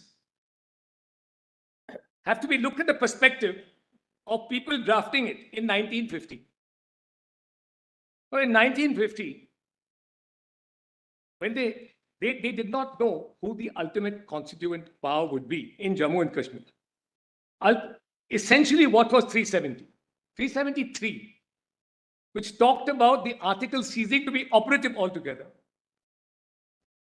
because it was the terminus of the entire article. That article required the constituent power on behalf of the Union, acting on the one hand, which is the President of India, qua 370 and Article 3, qua Jammu and Kashmir through Article 370, he was acting as a constituent power. And on the other hand, the constituent power for the state of Jammu and Kashmir at that time was the Constituent Assembly. All documents from 1948 to 1950, all constitutional documents indicate that a Constituent Assembly, for the purpose of framing a constitution, was necessary, and that was the way forward, which is why Article 373 referred to the Constituent Assembly. But that didn't mean that once the Constituent Assembly completed its task, which was the task of framing the Constitution, that Article 373 would have no meaning, it would be ocious. Now, on the contrary, the COs issued from 1948 onwards, and now this is important,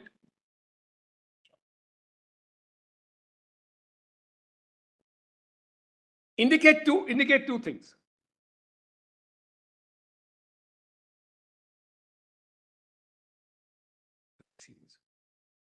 I'll just take a lot very quickly through those COs now. What do they indicate? Yes. First, they indicate expressly that the Constituent Assembly and the Legislative Assembly, insofar as it applies to Constitution of India, are synonymous. In other words, come again, the Constituent Assembly and the Legislative Assembly are synonymous.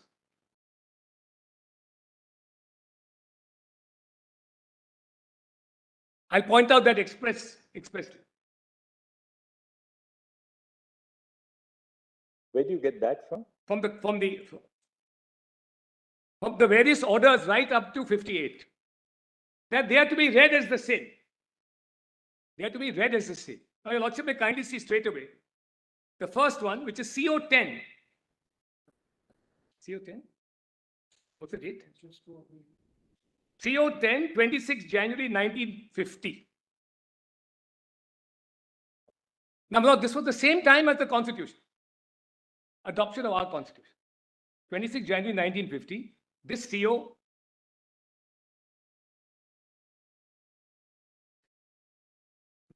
CO. So what part of CO10 are you relying upon? Second schedule. Where's it? The PDF page? Just give us the volume and page, Yes. just so that we have it at one place. Documents, volume 3, PDF page 7.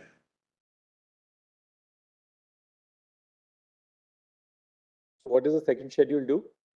Now, the second schedule says, Articles 54 and 55 shall apply, subject to the modifications. Now, Articles 54 and 55 refers to the elections for the President of India. What's the PDF page number? Yes. Page 7. Page 7. Seven. In documents, volume 3. Volume 3? Yes. Yeah.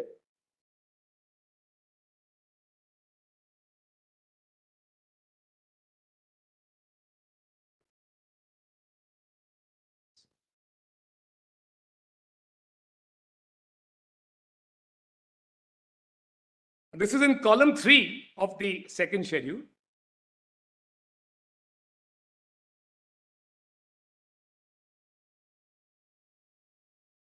That the reference to the elected members of the legislative assemblies of the state and to each such, has the Lordship got it, man? Yes. And to each such elected member shall be deemed to include respectively a reference to the members of the Constituent Assembly of the state. Because there was no legislative assembly at all. No legislative assembly. I'll show you. There was no, absolutely right.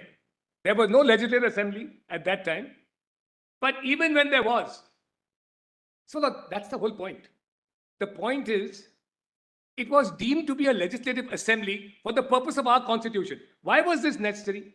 In 55, they were trying to get members of the Legislative Assembly of Jammu and Kashmir. All right, which is the next point? Which Yes. is the next article? The next order.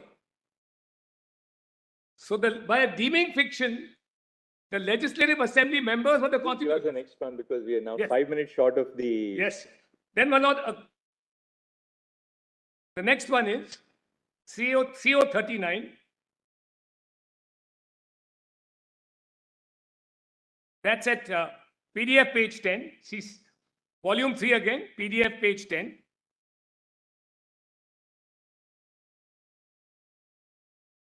CO 39. PDF page 10.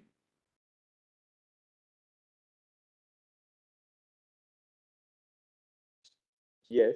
Reference to the elected members of the legislative assemblies of the states and to each such elected member shall be deemed to include respectively a reference to the members of the Constituent Assembly of the state and to each such members. Now, in CO 48, which is the next one, I'm running through it now, and this was in 1954. The date of CO 48 is 15th May 1954.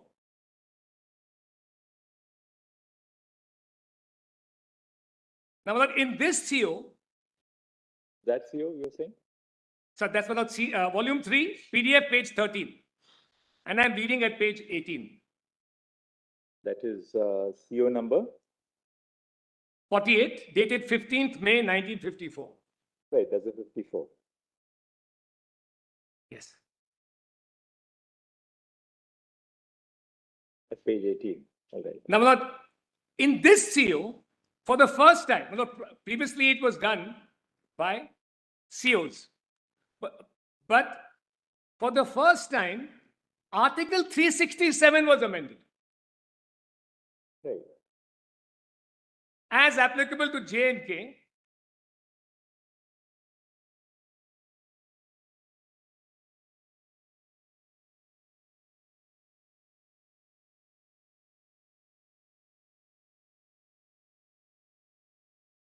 How is it relevant for your argument that Constituent Assembly means Legislative Assembly? Because that's what the Union of India has done. They have amended 367. Clause D. Yes, yes. That's CO 272, which is under challenge. The same procedure was undertaken in 1954. For the first time this was done. This was also pointed out to us by, I think, the learned solicitor. In fact, that's in his list of days. It's the first exercise of 367 power. But it was even, yes. But even earlier, they were synonymous. The Legislative Assembly and the Constituent Assembly. It emanated from 1948. This 14th of May 1954. Yes, the 15th of May 1950. Right, when there's no Legislative Assembly in Jammu and Kashmir. No, it's not. But now an amendment is made that they will be the same. Even when there's no Legislative Assembly. And now we are not talking about for the purpose of a presidential election. This is now for every purpose. All right, which is the next CO? Then, my Lord, Your Lordship, I just see a provision in the Constitution of Jammu and Kashmir, 85(2), 85 subsection 2. This is at PDF page 56, volume 2.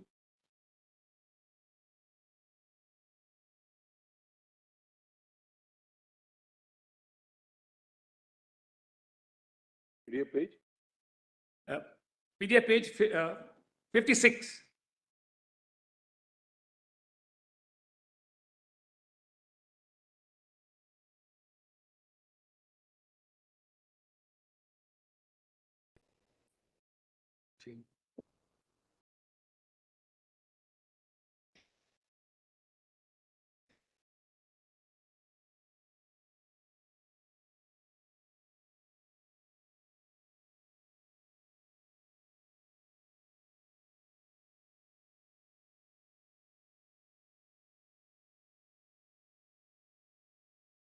Until rules are made under subsection 1, the rules of procedure and standing orders in force immediately before the commencement of this constitution with respect to the Constituent Assembly, while discharging the functions of the Legislative Assembly, shall have effect in relation to each house of the legislature.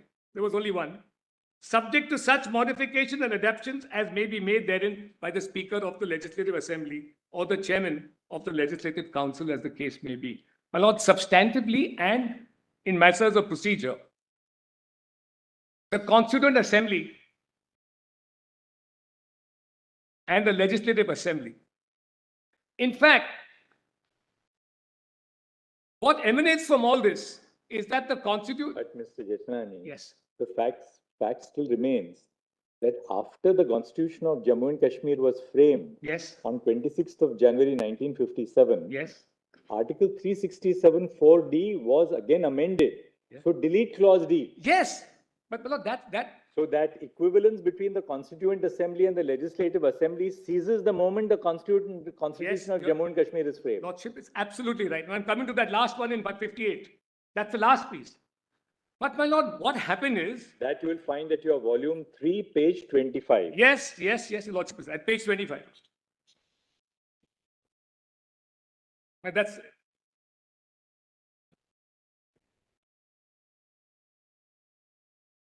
The point is, all this shows that the Legislative Assembly... And why was this deleted? This was deleted because after the dissolution or the extinction of the Constituent Assembly, the constituent power in Jammu and Kashmir was now the Legislative Assembly. The power of amendment, in Article 368, it's in virtue of its being a constituent power that Parliament can amend. This is also recognized by at least 3 judgments in Indira Gandhi's, Nehru's case with Raj Narayan.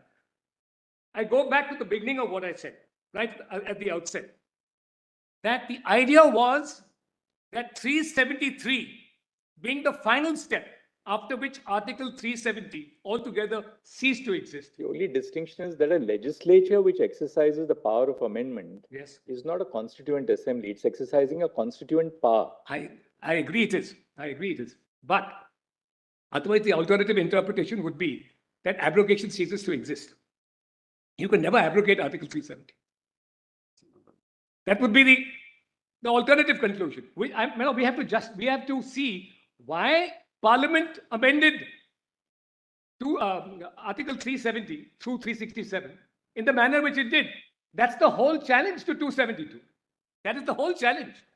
And it did so because not only was it synonymous for they wore two hats.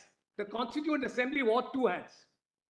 The same people, the 75 people who constituted the Constituent Assembly in 1951 when it was convened, were the same people who were also members of the Legislative Assembly. Argument of the learned solicitor is that independent of the amendment of Article 367, yes, 370 bracket 3 and the exercise of that power still stands. Of course it stands. And it still survives. Because I'll tell you, Lordship, why. Have to go as far as, according to him, he has not pitched it. Though he said, look, 367 has also been used in the past. Yes, yes. The 3 times it was used. Yes. But he has said, independent of 367, it can still be done. Look, which is why I come to my next point. And that's one of the 360s. They became the successors. They were certainly the successors. If there was any constituent power which could replace the Constituent Assembly in the proviso, it was certainly only the Legislative Assembly. Now, your Lordship is right, 367 could not be the source for, that did not necessarily have to be the source for that replacement between the Constituent Assembly and the Legislative Assembly. Did not have to be a source. But it was implicit in any event. All 367 did, or the amendment to 367 did, by CO 272, was to recognize an implicit position.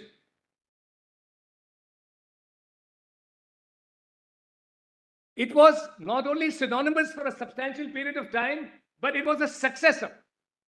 And CO 272 did not make a substantive change. It made a change it was a clarificatory change, which was already inherent, which was already implicit in Article 373 proviso.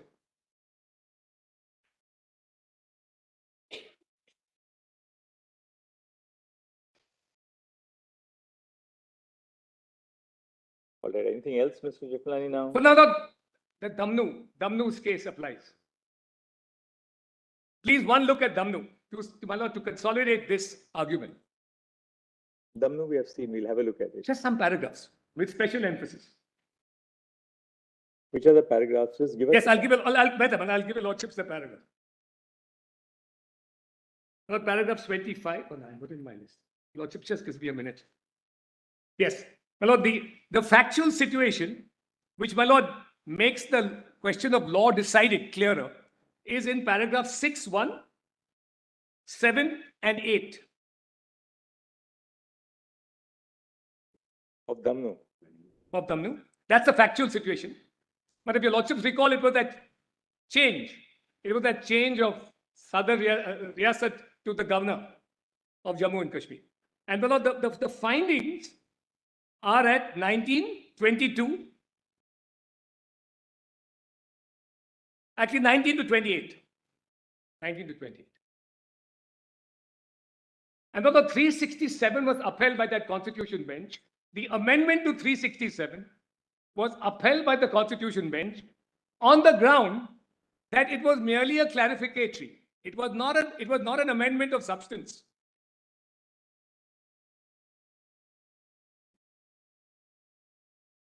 So also here, I bring my submission within the 4 corners of Damnu. All right. That this was inherent. Anything else, Mr. Jaipan? No, because now the second point you have covered is. And as my learned friend pointed out, that Damnu also refers to it.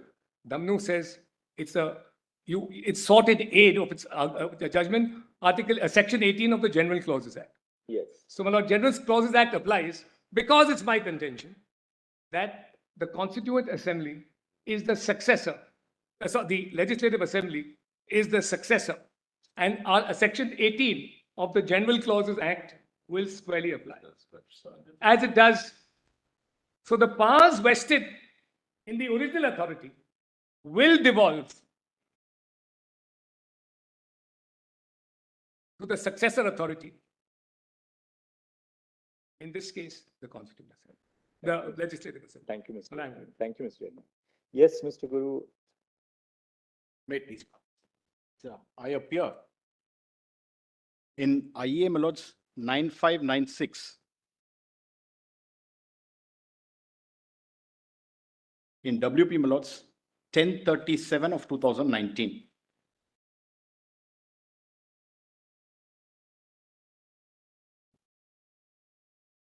Melod's, just a minute, Melod's aside. Who are the applicants? The applicants, Melod's, are persons, displaced persons from that portion of Jammu and Kashmir, which is now called Pakistan occupied Jammu and Kashmir. They represent that set of people, Melod's, and their interests. These are the interveners. With prejudice to my time limit, which my lords have given, just an aside, my lords, I'm reminding myself of being that apocryphal son-in-law under Hindu law, my lords, which Sir Alladi referred to. Apparently, my lords, there was a very intricate problem of Hindu succession under Mitakshara and Dayabaga law before an English judge. The questions were getting so complicated that the judge tongue-in-cheek asked Sir Alladi, what would the son-in-law get? I believe Sir Alladi said whatever he is able to lay his hands on. That my lords, seems to be my position in terms of, my lords, both time and submissions to really. So what is the key submission? Key submission, I'll refer to this, my lords. The rights perspective is probably the decisive factor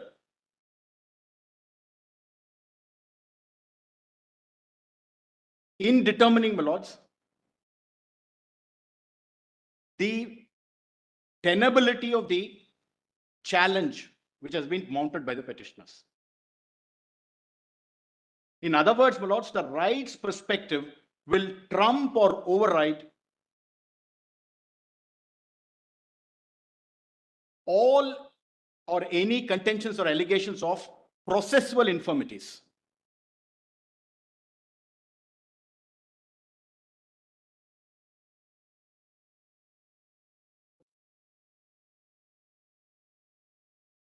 And the reason why I'm making this submission is this, my lords. Whether it be these intervening applicants or any of the other intervening applicants whom Mr. Salve represented, Mr. Giri represented, or for that matter, Mr. Jethmalani represented, they represent a cross-section of people from Jammu and Kashmir who have suffered discrimination and loss of rights. Therefore, they impugn COs which make provision for rights for such people across the spectrum. The validity will have to be seen in that perspective and in that light. That's my submission for my lord's consideration. For example, my lords, these intervening applicants whom we are referring to, they are probably, my lords, the first victims of the problems which occurred during partition. When the aggression took place and the incursion came, these are the persons who were displaced by force of circumstances from those areas, Mirpur, Gilgit-Baltistan and all those places. They moved therefore to other parts of Jammu and Kashmir and to other parts of India. Now, what is really the problem that they have suffered over the decades now? Because of Section 6 of the Jammu and Kashmir Act, Jammu and Kashmir Constitution, and 35A of the Constitution of India as applicable to Jammu and Kashmir. 6 purported to set out who permanent residents are.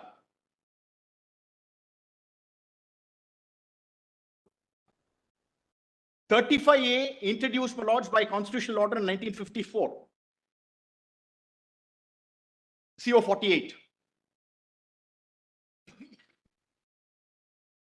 That, my lords, provided that permanent residents, as defined in 6, they will get certain benefits. And the fact that persons who are not permanent residents will not get those benefits cannot be called in question as a matter of justiciability. Guru, just one clarification. Yes, Manoj. People who came from the Pakistan occupied Kashmir, Yes. they were not given rights under 35A? No, for the reason why, I'll tell my lords why. Because that referred to permanent residents. Permanent residents as defined in the Act is any citizen of India, but subject to 3 important riders. Rider number 1, The person must be a state class citizen 1 or 2 as of 14th May 1954. 1. 2. He must be ordinarily resident in the state of Jammu and Kashmir during a period of at least 10 years prior to that date. So the date is shifted back to 1944. That therefore, my lords, meant that even those who were there citizens in Jammu and Kashmir in their own right, because of the external aggression during September, October of 1947, they are excluded. That's where the pinch is, my lords. If they had settled down in other parts of the country, they would have got citizenship. No, they would have had to be only Other parts of the country. Yes, they won't get. If you're in Jammu and Kashmir, yes. But if you went to other parts of the country, you won't get. Sorry, you're saying Yes. the other way around. May I show 6, my lord? You're May I saying show... the other way around. No, may I show 6, my lords? Can I show 6? Give me 6. Just give me 6. Jammu and Kashmir Constitution is in part 1 Yes. of the document. Part 2. Part 2. Volume 2. 2, my lords, page 18. Well, I'm sorry to interrupt. There are 10 petitions here which challenge 35A. Well, those have to actually be de-linked because we're not here concerned with the challenge to 35A. We're concerned with 370. So, well, all that is fine, but that's not to be decided by your lordships. If this is upheld, if what the union is saying is upheld, this is unnecessary. That's right. Doesn't exist. It's simple, therefore we are going into this. Yeah, I'm only saying, Malaz, this is only Let's- take up the let time me- of the court. That's all.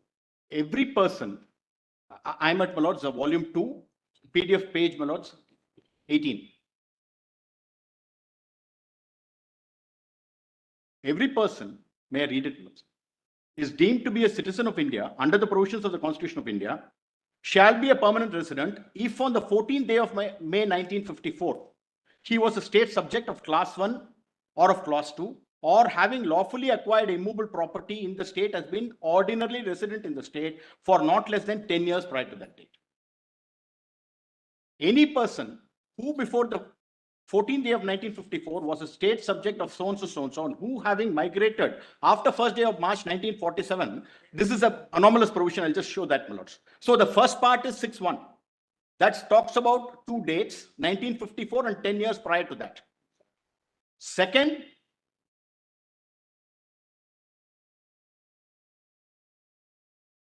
It's an alternative. A and B is an alternative.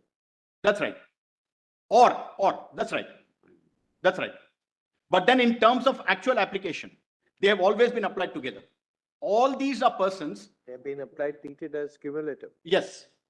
You are outside Jammu and Kashmir.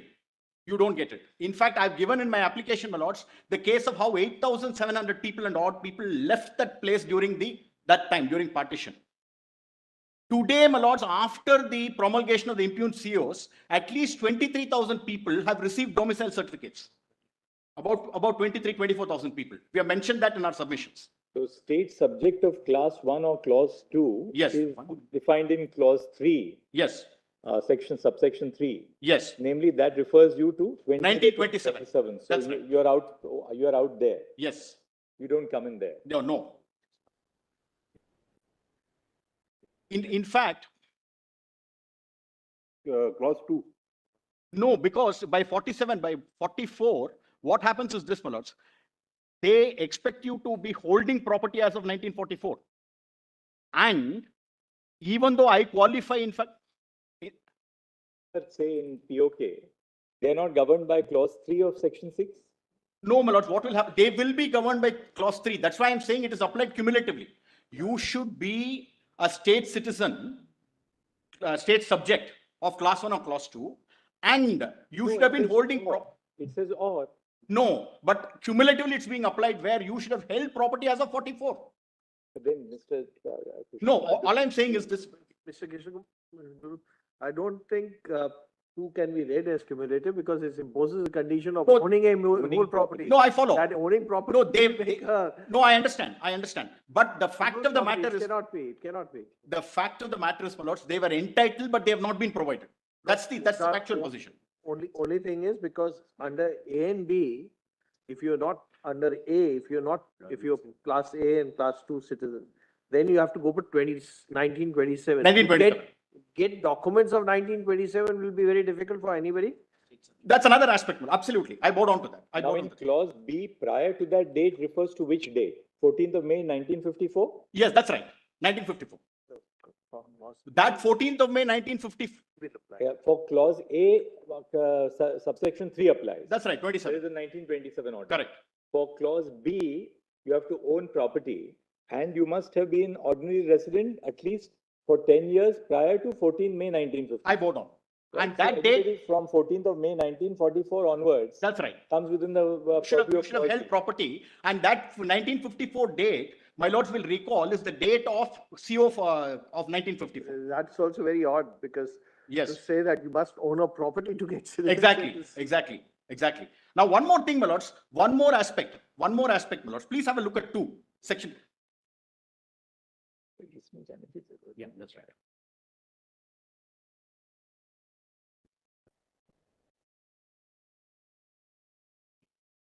Yeah.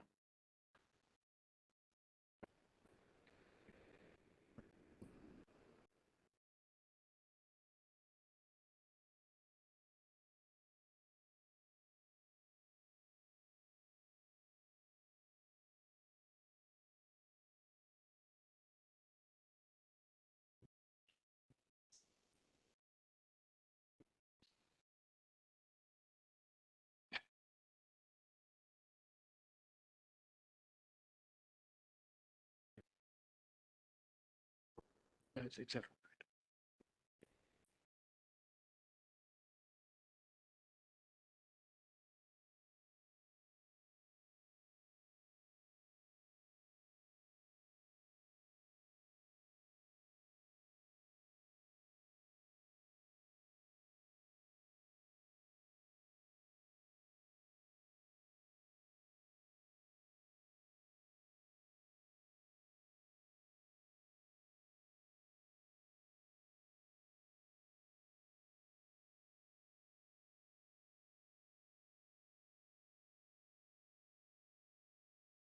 you're really trying to say is you're supporting the CO 272 and 273. Correct.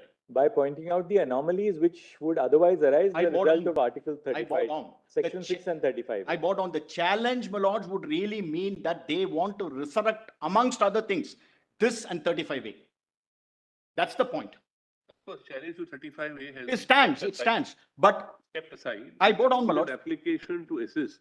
Otherwise, that challenge has been kept aside to await the fate of the decision. I bought on, my lords. But then Provision- I am saying provision- that this is important. A provision which doesn't exist as of now cannot be challenged. No, that's true. The effect of upholding the COs is to ensure that, my lords, this anomaly doesn't exist anymore. I am respectfully submitting, my lords, that I am placing this submission from the perspective of rights which are being made available by the impugned COs. That's the point I'm making. One more anomaly to add to what fell from my Lord Justice Khanna may have a look at it. Section 2, subsection 2.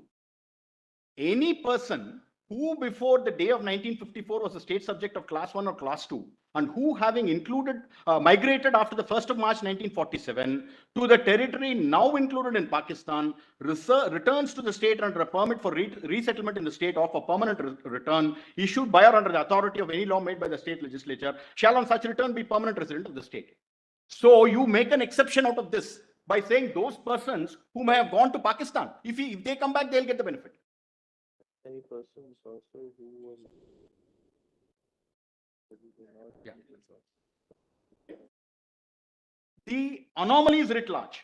No, this included in Pakistan will not include Pakistan occupied. No, it won't. That they are very clear. It will not include Pakistan. No, it won't. That's why a separate provision is brought in. It will be portions other than. Than POJK. There is one other, my lords, very ironical aspect. The Jammu and Kashmir constitution makes provision for seats for POJK in the assembly, but says because it is under. 1 minute. Time is up. I know, my lords. That's why. No, now there are two other perspectives I'll place and then I'm done, my lords. In fact, this is something which nobody has referred to. That's the reason why I'm even troubling my lords with some of the nitty-gritty of this, my lords. So this is one aspect. 35A, just have a look at that for a minute, my lords.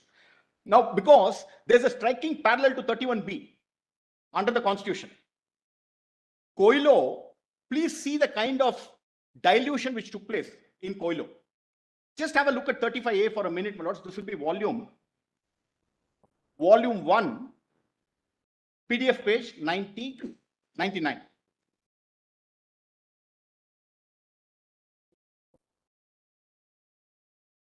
Okay. Notwithstanding, may I read the clause? Notwithstanding anything contained in this constitution, no existing law in force in the state of Jammu and Kashmir, and no law hereafter enacted by the legislature of the state, defining the class of persons who are or shall be permanent residents of the state of Jammu and Kashmir, or conferring on such permanent residents any special rights and privileges, or imposing any other persons any restrictions as respects employment under the state government, acquisition of immovable property in the state, settlement in the state, or rights to scholarship or such other forms of aid as the state government may provide, shall be void on the ground that it is inconsistent with or takes away or abridges rights conferred on the other citizens of India by any provision of this part. Now, 31B, my lords, under the Constitution provides that anything included in the 9th schedule shall be immune from challenge on grounds of violation of Part 3.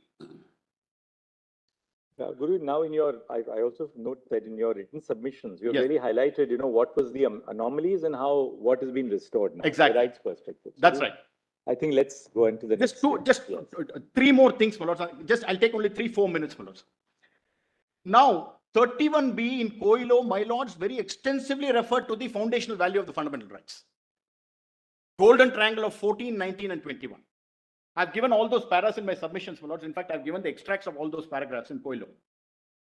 Now, ultimately, my lord said, you cannot take away judicial review and any law included in the 9th schedule can be tested on the anvil of basic structure. Now, surely you cannot have a position, and that's what petitioners are bargaining for. What was there in the original constitution, my lords, this is the approach of this honorable court. The petitioners can't bargain for a position where the Jammu and Kashmir constitution, which is admittedly inferior in terms of, my lords, the constitutional governing instrument than the Constitution of India. They have something better than that. This is the kind of importance which has been given under the constitutional scheme of India. In fact, 31B itself, my lords said at one part in paragraph 78, just make a note of it, the validity of 31B was not in challenge, and therefore my lords did not go into it. My lords assumed that in Shankari Prasad and in Sajjan Singh it was upheld, therefore my lords didn't go into it. But instead, judicial review cannot be excluded. And you cannot say, by placing it there, I'm making it immune to challenge. That's precisely what 35A purports to do. That's the second part, my lords. Third part. Ultimately, my lords, all the nuts and bolts and the nitty-gritty looked at. What does it come down to, my lords? The basic structure is the ground norm. That's the touchstone on which any constitutional decision making has to be considered. The validity of any constitutional decision making has to be seen. Today, what are they, my lords, arguing in terms of basic structure? At the highest, apart from, if I may say so, diffuse arguments of fraud on constitution. Two square features which they want to invoke, my lords, in various forms. One is federalism. The other is, my lords, representative government. So far as representative government is concerned, I think that already the solicitor has pointed out, it's a Puducherry model, there is representation. So far as federalism is concerned, the highest that they are able to put it on is some kind of a derivative form of federalism based on what my lords have said in the 2023 NCT judgment. That's the highest they want to put it at, where they say that my lords are referred to an asymmetric federalism. Paragraphs 40 and 41 of 2023, my lords have been given, the citation is there in my notes of submissions. What they want to say now is, asymmetric federalism has been recognized. Now please stretch this and say, the multisymmetric federalism of 370 should also be taken to be a basic feature of the facet of federalism. That's the argument. I'll give the page numbers of Dr. Dhawan's arguments. Page 280, page 211, volume 1 of submissions. After extracting from my lord's decision in NCT in 2023, they say that this now has to be stretched further to say multi-symmetric federalism. There, para 40 and 41 of 2023 at the risk of carrying coal to Newcastle, my lords. My lords, interestingly, have referred to 371 and all those provisions for various states by way of special provisions. My lords there refer to how they are special provisions in 371. And it is on that basis, by relying on the marginal note. My lords have pointed out how constitutionally some kind of asymmetric arrangement has been made. So it is on the basis that it is a special provision in 371. Today, what they want to do is equate 370, which is temporary, with 371 special provision. I hope I make myself clear. Therefore, that is why I said it's a derivative argument they want to make. 371, my lords consciously referred to the marginal notes and said how these are special provisions, and that's how they provide for special provisions. That cannot be stretched, my lords, to say that it has to be applied to 370. The temporary character, nuts and bolts of 370, all of them have been argued, my lords. I don't want to take the time anymore. I'm adopting those arguments. In the light of that, my lords, I would respectfully submit. In fact, the impugned COs are reflective of transformative constitutionalism. What was argued by Dr. Dhawan, in my respectful submission, the boot lies on the other foot. The impugned COs ensure that the Constitution of India, with all its plenary scope,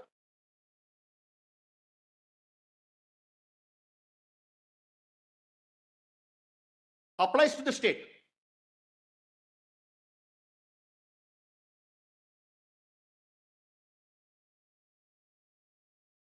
In my respectful submission, my lords, the challenge of the petitioners is really a contradiction in terms.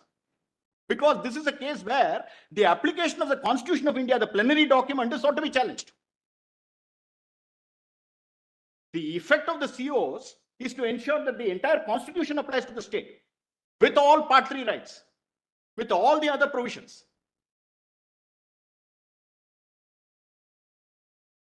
And even on federalism, my lords, there is one other portion in the opening remarks of Dr. Ambedkar while placing the draft constitution, my lords, before the assembly, constituent assembly. I've extracted. No, there is another portion apart from what Mr. Giri read. So I've extracted that in my submissions. My lords could have a look at it. We'll see it. Therefore, my lords, in sum and substance. Thank you, Mr. In sum and substance, my lords, this is for perpetuation of vested rights. And the COs, my lords, make provision for realization of rights under the Constitution. I'm obliged. Thank you, Mr. Yes. Who are you appearing for?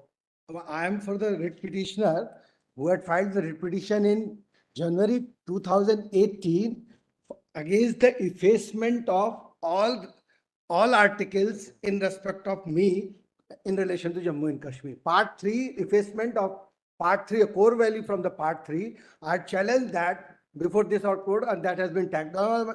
Enough has been argued, but I am arguing for class, that's Radhika Gill versus Union of India. Which is that? Radhika Gill versus Union of India, and my synopsis is that page compilation is 426. I'll take only 2 bits, Mal.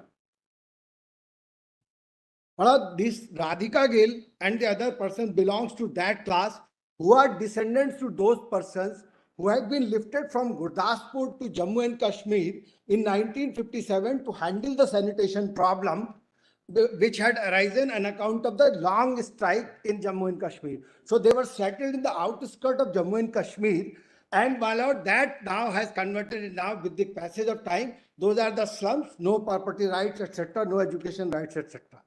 Now, my lord, your lordship may kindly see my prayer. The whole effacement of Part 3 in relation to Jammu and Kashmir, I have challenged in my writ petition.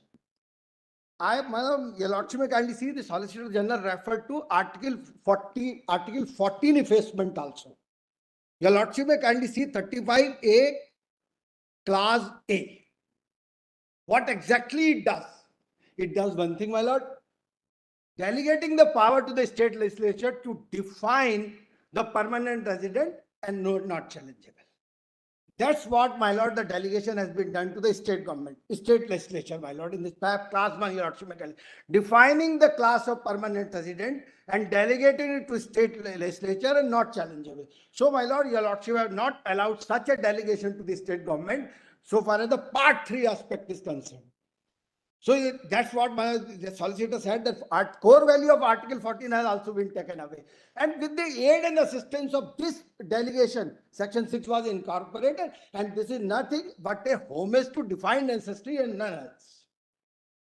Whosoever is there on a particular cutoff date, I was there in 57 only, my lord. So my predecessors were in 57, and we were there, and now we are denied. I am born there, and at least no fundamental rights are available to me. That's why I challenge that right to education. Right, Section 6 has also been challenged in that petition.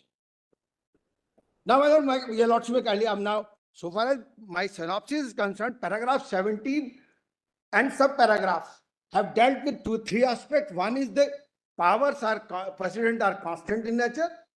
The Lordship may kindly see paragraph 7, subparagraph B. That's been argued. That's been now, one thing. Relationship between 368 and Article 37. That's been also argued. No, yes, I have taken this. I have taken this here in that. Thank you. Thank you. Anything else? Yes. Yes. What about you? I am appearing in I number 153121. I number 153121. 15153. 153121 of 2019. That's Roots in Kashmir. Roots in Kashmir is an organization which is espousing the cause of Kashmiri migrants, now called displaced persons. Since 1989, there are 5 lakh people. What is the That's one petition. Number 2 is Dr. Charu will likhana. That's a substantive writ petition in 2017. 369. That is. Just give me number. What's the number?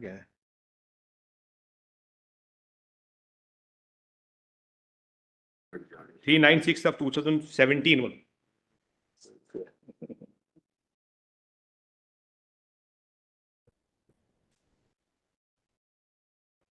Submission is, I am given detailed written submission, that are conjoined written submission, Page, volume 3, page 444 to 456. And for convenience, I have filed a small note, 3-page note, which was taken on record. I read it. All right, we'll have a look at it, but you can just sort of in 1 minute just highlight what is the central point. I'll say, the instrument accession dated 26/10/1947 is final, and issue of proclamation and the Article 1 and is completely applicable. So it has it's being an integral part of the India, domain of India. Then, I say, something which has not been argued. It's not. I say, with respect to the Article 370, which has been raised, herein, that the devolution of power of Constituent Assembly is transferred to the Legislative Assembly, as there is no Constituent Assembly as on 57. Therefore, it's not the. That has already been argued so many times. It's not. Concurrence given to the government of the state, but also repository. Ratification has been done to the Parliament. So, absolute majority, Parliament has rectified the decision. One is that. 2 is, and it's not a basic structure. As held in, I am going to. Got the point. I have relied in my, I relied on my 1973 for SEC volume 15, in Keshananda Bharati of Justice Khanna. He has given that. And then Bomai also, it's not a federal, it's a quasi-federal state. Then Puranlal Lakhanpal and that is now being covered. modification. I had added one judgment, because I could hold that. That is S. Sant Singh and others versus State of Jammu and Kashmir, reported in 1959, Jammu and Kashmir, page 35. That's a full-page judgment, which deals with modification clause of Article 30, Article J&K Tenancy Act. That is AR 1959, Jammu and Kashmir, page 35. Dealing with the challenge to provisions of Jammu and Kashmir Tenancy Act inserted in 9th schedule was upheld and did not violate any of the fundamental rights conferred of Article Part 3. See, this is Then Coelho has said that it's not a fundamental, it's not a violation of fundamental rights under Article Para 102. Coelho is that page. Coelho has been argued so many times. Everybody has referred to Coelho. Then my lord, we have very less time, my lord. That's why, my lord, I'm just going through all these things. My lord. To Mr. Dwivedi. Indra Sani, my lord. Indra Sani, my lord. To Mr. Dwivedi. My lord, 35A, my lord, I have challenged the substantive writ petition, my lord, in 2017, which a notice was issued and this was referred to the Constitution bench in that time only, my lord. Then it was tagged along with this, my lord. So I have 4 judgments to cite on, my lord. Indra Sani, that's equality. 19. My lord, what has happened in this? 3 minutes. I'll take 3 minutes. I'll take 2 minutes. I'll take 2 minutes. No, 27. You have to close at. My lord, 27 and Yes, Mr. Banerjee, what do you have to say? I'll say why. My lords, I am. We'll read your written submissions. Then I am appearing in IA 146764, my lords. my lord, just petition from 20. My lords allow. No, that absolutely not. You have to conclude. We have to conclude by lunch. I mean, we had made that clear yesterday. My lord, my 1 minute they'll take, my lord. My lord, I'll say, my lord. I'll say, Mr. Judge, we have. We had said that, look, we are going to conclude at 1 o'clock.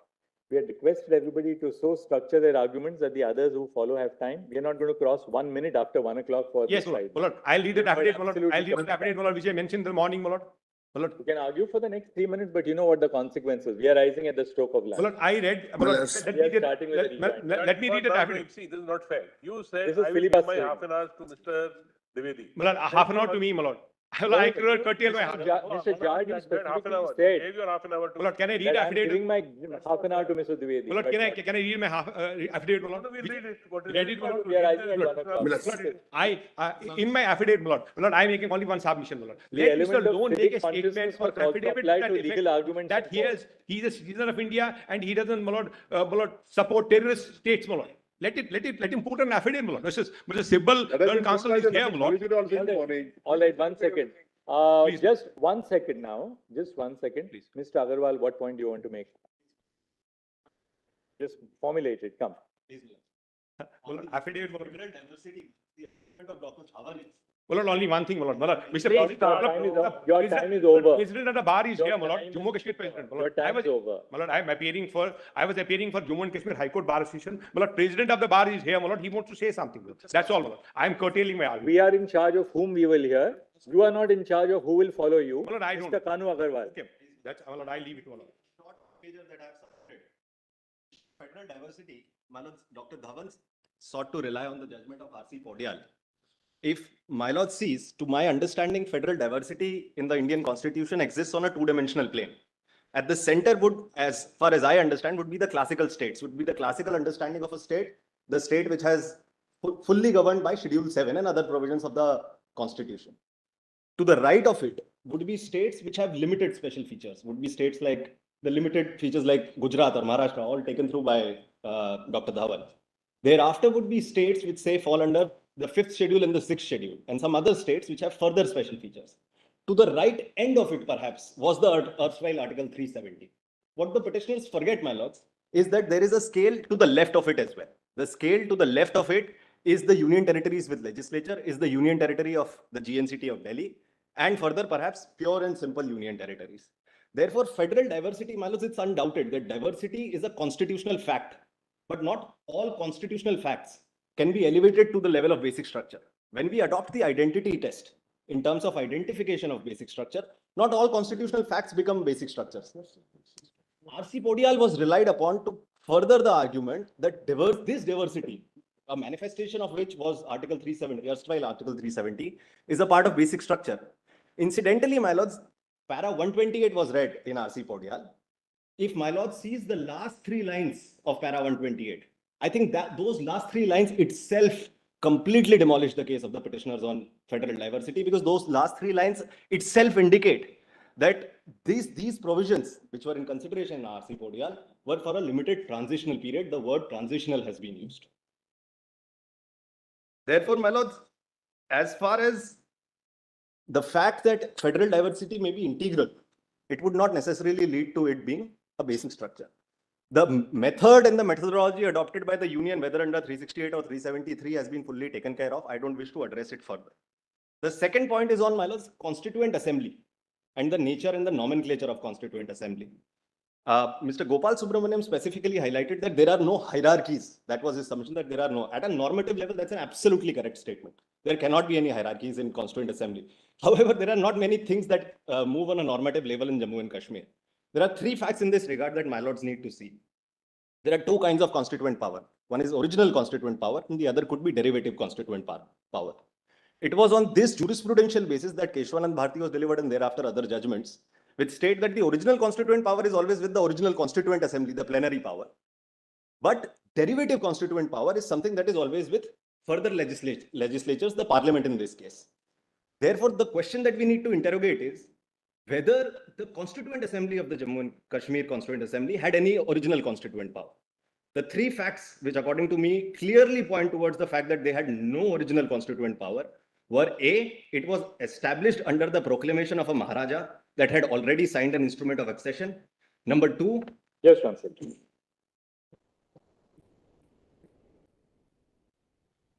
It's there in the three page. Yes. Number two,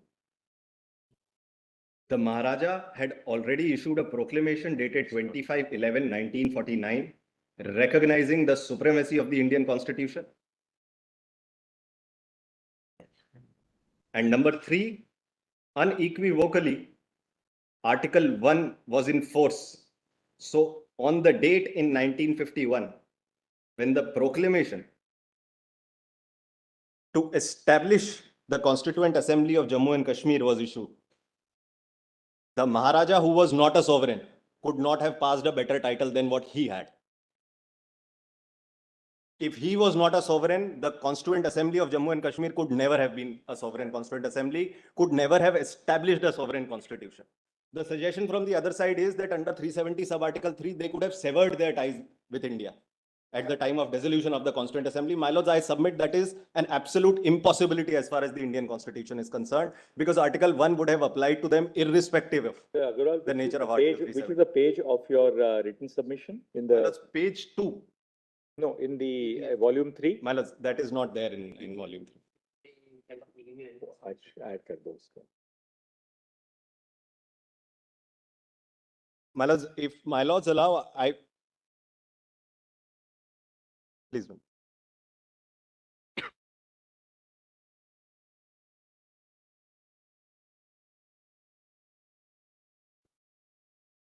All right, thank you. Please, my lords. Just one more aspect, my lords. Yes. If the J&K Constituent Assembly had no original constituent powers, it automatically exercised only derivative constituent powers. If it is exercising derivative constituent powers, it is akin to a legislative assembly. My lords, one of the letters that was highlighted by Mr. Shankar Narayan was a letter by Rajendra Prasad to Mr. Nehru. My lords may remember 1952, 6th of September, I think, 1952 by Rajendra Prasad. That letter finds mention in Mr. Noorani's book at volume 20, page PDF 222, I believe. Mr. Noorani has done a lot of research. He should have also pulled out the letter which was written by the then Prime Minister, Mr. Nehru, in reply to the letter of Rajendra Prasad.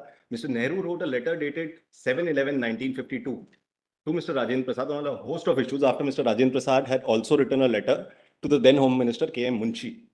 And he highlighted the fact that how this issue has been discussed with the law officers of the union at the highest level with Mr. Gopalaswamy Iyengar and with other people. I have annexed it to my note, my lords.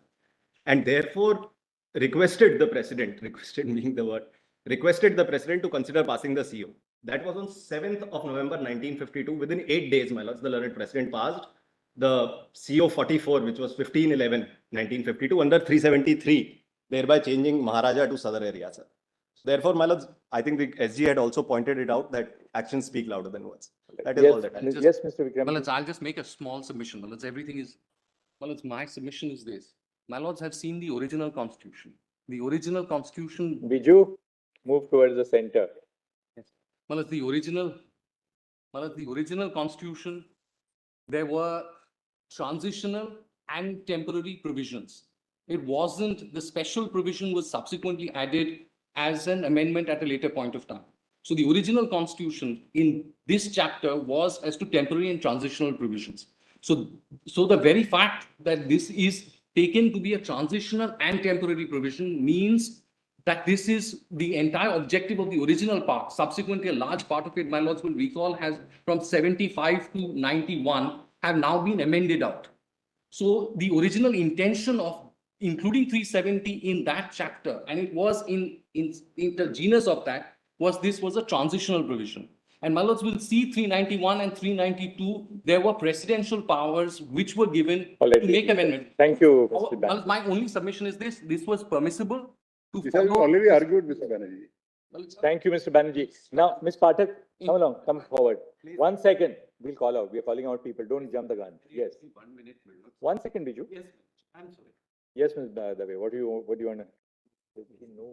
I'm appearing in an IA 171722 of 2019. So what's the point? Tell us. Well, the point that I'm making is, the permanent residentship, no one has talked about the rights of the women that were taken away. So the permanent residentship would not come to the women who have married outside the state of Jammu and Kashmir. So, my lords, That was set aside.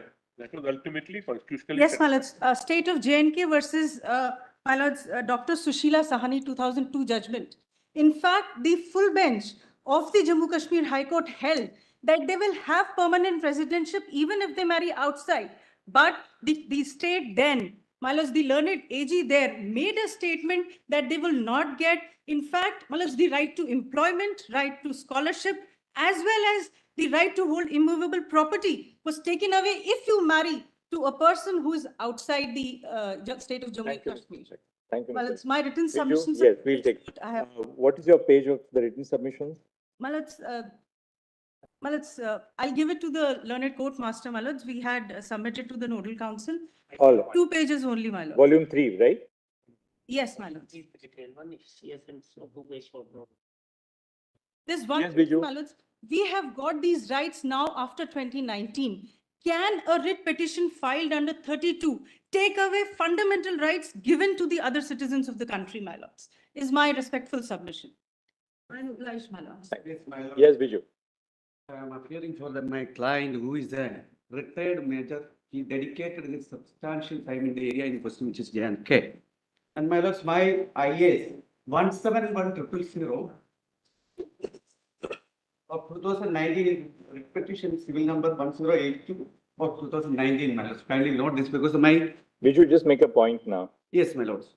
171000 of 2019 in WPC number. We'll see that. You just make what. Just what's the substance? What's the point and substance? My point is this, my lords. Before that, my lord, page 5152 to 525 of volume 3, my written submissions, where I substantiate what are the ground realities, where I substantiate what was happening, as my lords already asked. My lords, what is after going again and again, 370 sub-article 3 provides so there is a special provision. And if it is non-functioning, then what is the way out? This point has been argued. What is it? Come on now, tell us something. What is the next remedy, my lords? My respectful submission, my lords, is extremely clear in the Constitution of India, Article 368(1). Then 2 is saying that, 368(2) says that if so and so articles or chapters, if you are going to touch, or if you are going to touch basic structural principle, then you have to have the ratification of the 50% of state governments. In that subclause 2, there is nothing to do with 370. So 368(1) is starting itself is, my lord, extremely important, that language, that notwithstanding anything contained in. Well, thank you. Notwithstanding Thank you, Biju, we got the point. We got the point. Thank you. Sir, at the back. Biju, there's somebody at the back from Srinagar, Jammu, who is. This is one area, my lord. Then my respectful submission, my lords, what I did. Again and again, my lords, I was repeatedly reading my lord judgments from 1950 onwards, at least 5 judgments, which are constitutional judgments, saying that there is every power for Indian Parliament and the President of India. Thank you. That time, my lord, separately indicated in paragraph. We'll see all that. Yes. What is your point? I'm grateful just for the time. Lords, I'm appearing in 108-43 of 2018, Lords. There's an IA filed, Lords, by the Bar Association, High Court of J&K and Jammu. Now, Lords, I adopt, Lord, the submissions of the SG and everybody, Lord, who is supporting this, Lord, CEO. One submission, Lord, if the Honorable Court would permit me, is that whether, Lord, at this 76th year of our association with a country, a question mark, my lord, on our nationality also would not hit, my lord, in the extended interpretation of Article 21. If I would seek the Honorable Court's indulgence, my lord, that whether right to live with dignity, my lord, starting from Menaka Gandhi's 78, would also include, my lord, a right to have a nationality after having lived with the country and identified oneself with. So, my lord, we take pride in being Indians outside of India. But when it comes, my lord, within India, can there be somebody, my lord, allowed to raise a question mark on our nationality? Because, my lord, when I was, my lord, following this, my lord, debate on the VC from JNK, questions like referendum also, my lord, were addressed. Now, in this, my lord, 75th Golden Jubilee, which we say, if, my lord, at this point in time also, a question mark on our identity with a particular nation where we have contributed and will live with pride within India, if this is still, my lord, is hanging in balance, though, my lord, we owe our, my lord, gratitude to the Constitution that this debate is still permissible. But then, whether the Constitution, my lord, can be so flexible as to include a debate also as to a person who has contributed a lifetime. No, this is the third generation, my lord, into it. Now, from 47 onwards, we are now, my lord, in 2023. And in 2023, my lord, if I have to prove to somebody that I am an Indian, whether, my lord, my life is actually a life of dignity, is, my lord, my humble submission. I'll seek honorable bench, my lord, indulgence. Thank you very much. Thank you. Lords, 35A is linked to Section 6 of the Constitution of Jammu and Kashmir and is linked to 370. If 272 and 273 is not upheld, what the consequence is that there is a tap on the application of the Constitution of India, including Part 3, which can be turned on, turned off at the discretion of the state government, which by itself is inherently discriminatory, abusive. Yes, which has been therefore, apart from IR Coelho, I think most important is Puttaswamy, where your lordships have upheld the socio-economic interpretation, because for a long time, fundamental rights were essentially social in nature, but an economic angle has been brought about. Our problem is we are being deprived of that. One very brief point, my lords, the consistent position of Republic of India, and I deliberately say Republic of India, before the United Nations Security Council is that there was no sovereignty of any kind, slightest nature, residing with the state of Jammu and Kashmir, neither under international law, nor under comparative constitutional law. For comparative constitutional law, there's an opinion of Dr. Ambedkar, which is in my submission, where he said why there is not even an iota of sovereignty with any princely state, including state of Jammu and Kashmir. In international law literature, it is very clear, settled position of customary international law, which was also taken by the Republic of India in the Security Council in MC Chagla's speech, and also Krishna Menon's speech, very clearly spelled out that under international law, there's no possibility of any such constituent, which is an integral part of India, to have any sovereign right. So that is clear. So therefore, no question of Constituent Assembly or Maharaja having any sort of sovereign power. In fact, it was made expressly clear in the Security Council itself by both of them that aspect rests entirely with the Union. So what is being now called as residual sovereignty can't conceptually exist. It contradicts the very idea of sovereignty propounded by Bentham, or even by Max Huber. Therefore, sovereignty, there is only one sovereign. All that they can have is legislative competence, that is also to minimal extent. Apart from that, there was a major argument which was made that instrument of accession had to be approved by JK Constituent Assembly. It wasn't necessary. The only requirement was Section 6 of the Government of India Act. This was the consistent position again put forward by MC Chagla before the United Nations Security Council. Also under section, one very last point, India was the successor state which included princely states. That comes from section 311 of the Government of India Act. Therefore, by virtue of that, India already a singular entity where all sovereign authority rests with the Union and the constituents don't have any other power. To use the phrase of Krishna Menon, there are sub-sovereign entities. Yes. Advocate General, and nothing for UT. Yeah. United Nations. This is past history. There is nothing pending in United Nations or any. It is our internal. Yes, my lord. Only thing I was saying, that's the position, that there's no such internal. being the AG, first of all, I subscribe to the submissions made by attorney and solicitor general and my colleagues on this side. One aspect perhaps need to be brought, but the basic fundamental rights include the health also. And health generates from the health medical education. All judgments, whenever it would come, I'm passing a judgment to Lordship just now. But kindly see the plight in J&K. Whenever it comes to the taking a health care, the point would be that we, because of 370, will not allow those benefits which are emanated from Article 21 to flow to J&K.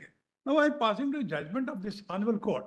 But whenever this issue comes, this is 1984, where they say, yes, for the rest of the country, that sending 70% of seats and 30 for local is funded. But when it comes to J&K, even this Honorable Court says, we'll wait till the time comes. How long will this medical facilities, which are, just have a look to these judgments. Right? In this last paragraph, the court says, so far as J&K and Andhras are concerned, we are told that there are some constitutional provisions, and therefore we deal. The result was that for so many years, the erstwhile state of Jammu and Kashmir and now UT remain deprived of the basic fundamental rights, including the medical education. So let's just have a look to this. We'll have a look at. Thank you, Mr. Advocate General. Thank you. All right, Holding my- everyone, 1 minute each. Yes. Yes, my lord. Just before I conclude, all speeches, because I know that time, all exercise, understanding and the literature, one word is very important. All leaders, including Mr. Sheikh Abdullah, in unequivocal terms said, accession, not the aggression. In the parliament on 8 January 48, everywhere.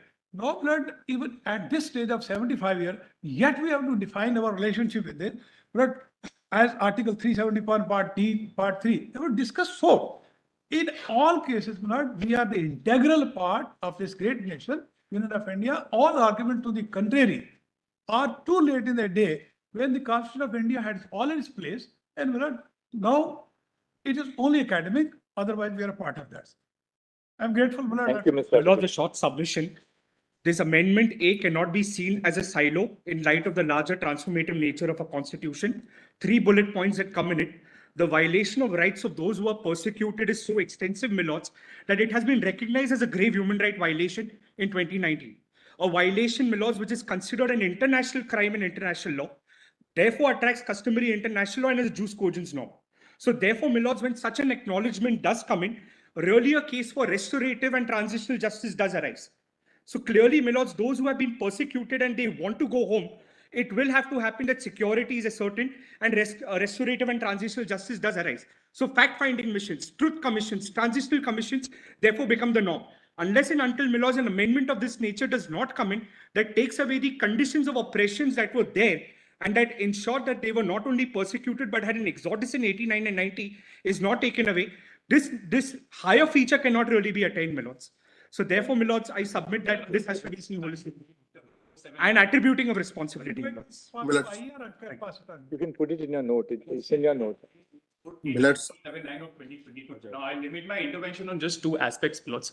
One is the proviso under Article 3, my lords. The contention of the other side was that the requirement of taking the views of the state legislature is a condition precedent. My lords, as the learned Solicitor General has shown already that wherever Article 356 was invoked, this proviso to Article 3 was suspended. Secondly, my lords, the views of the state legislature under the proviso are not binding on the parliament. Your lordships have so held in Babulal Parate's case. Thirdly, my lords, Article 3 is a plenary power. So any interpretation, any construction cannot be given to the requirements of obtaining the views of the state legislature, which denudes from this plenary power. My lords, the second argument is the Rajagopal case, Karunanidhi's case, which was cited by the petitioners, is wholly inapplicable, my lords. That is a 1-paragraph judgment. And the finding that is given in that judgment is that dissolution of state assembly will not be a ground to hold that the constitutional machinery has been broken down in the state. Rajagopal case relies on UNR Rao, which is delivered by the same bench of your lordships. In UNR Rao, the contention was that a writ of quo warranto was sought against the Prime Minister and her cabinet. The contention was that since the House of People has been dissolved, and since the cabinet is responsible to the House of People under Article 75(3), the president should dismiss the cabinet. Your lordships rejected this contention and said that Article 75(3) will only apply where the House is not dissolved or prorogued. So this case is wholly inapplicable. Thank My lords, you. my note is My on lords. volume 6, PDF page 50. Kindly consider that. I'm grateful. My lords, my IA is, my lords, 146764, my lords. Yes, Mr. Bhushan, what do you have to say? Yes, my lords. I have to say, or make only one summation that this temporariness and permanentness of Article 370 has to be looked through the prism of word further in the preamble of Jammu and Kashmir, read with Section 3 and 147 of Constitution of Jammu and Kashmir also. Even Constitution of Jammu and Kashmir has not given power to itself to amend Section 3, where it is said that it is and shall be the integral part of Jammu and Kashmir Constitution of India. And Thank second you. is will of people. This was argued strenuously. Lordship, I appear Yes, for, Dr. Khanna. Lordship, I appear for Youth for Kashmir, Pannu Kashmir. We were the people who were displaced in 1990s, whom I represent. Lordship, my first point of submission is when the instrument of accession was signed, that day it was complete and formal integration with India. And That point has been made. What is the next point? Lordship, the second point that I wanted to make, that because of 370, there was no economic integration with India. That was we were making.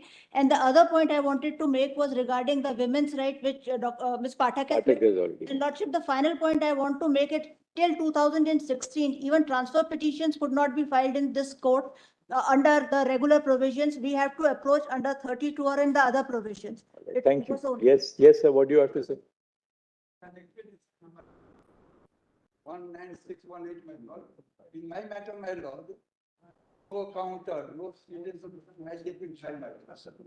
I got a letter circulated on 27th July, my lord, saying therein that I shall be able to file written submission only after hearing of the court. Now I am may kindly be allowed to. What? And what is that SLP? 118, my lord. Filed by whom? Filed by whom actually? You are the SLP petitioner. My lord. What is the order that you are challenging? My lord, I am challenging the order on the part by the High Court, my lord. I saw there, my lord, to declare Article 370 a left provision. Second, my lord, declare separate constitution for the J&K void ab initio. That is My lord, that I am seeking permission. I am seeking permission to file written submission in view of my letter, my lord, which I circulated on 27th July. So we'll come back after. Yeah, while during hearing- recess, may I just going file through my minutes, lord. my submission so that they are on record, my lord. My lord, after going through my written They are, submission, my they are lord, longer Because than I have the to main reply, my lord, I have to reply, put They it are down. on longer than the main arguments. I'm sorry? You can open your submission. My lord, We'll see. permission. That's what I'm saying, my lord, that I will. We'll hear you, Mr. Sibil. After lunch, we'll Yes, hear so you. in the meantime, I should be able to file, my lord. They are longer than the main submission. One second, you have filed hundreds of documents, I never objected, even my first submission, you never, what is Reflect all on this? it at lunch. We'll My hear lord, you at lunch. written submission may kindly permitted to Well, file, if my you- lord.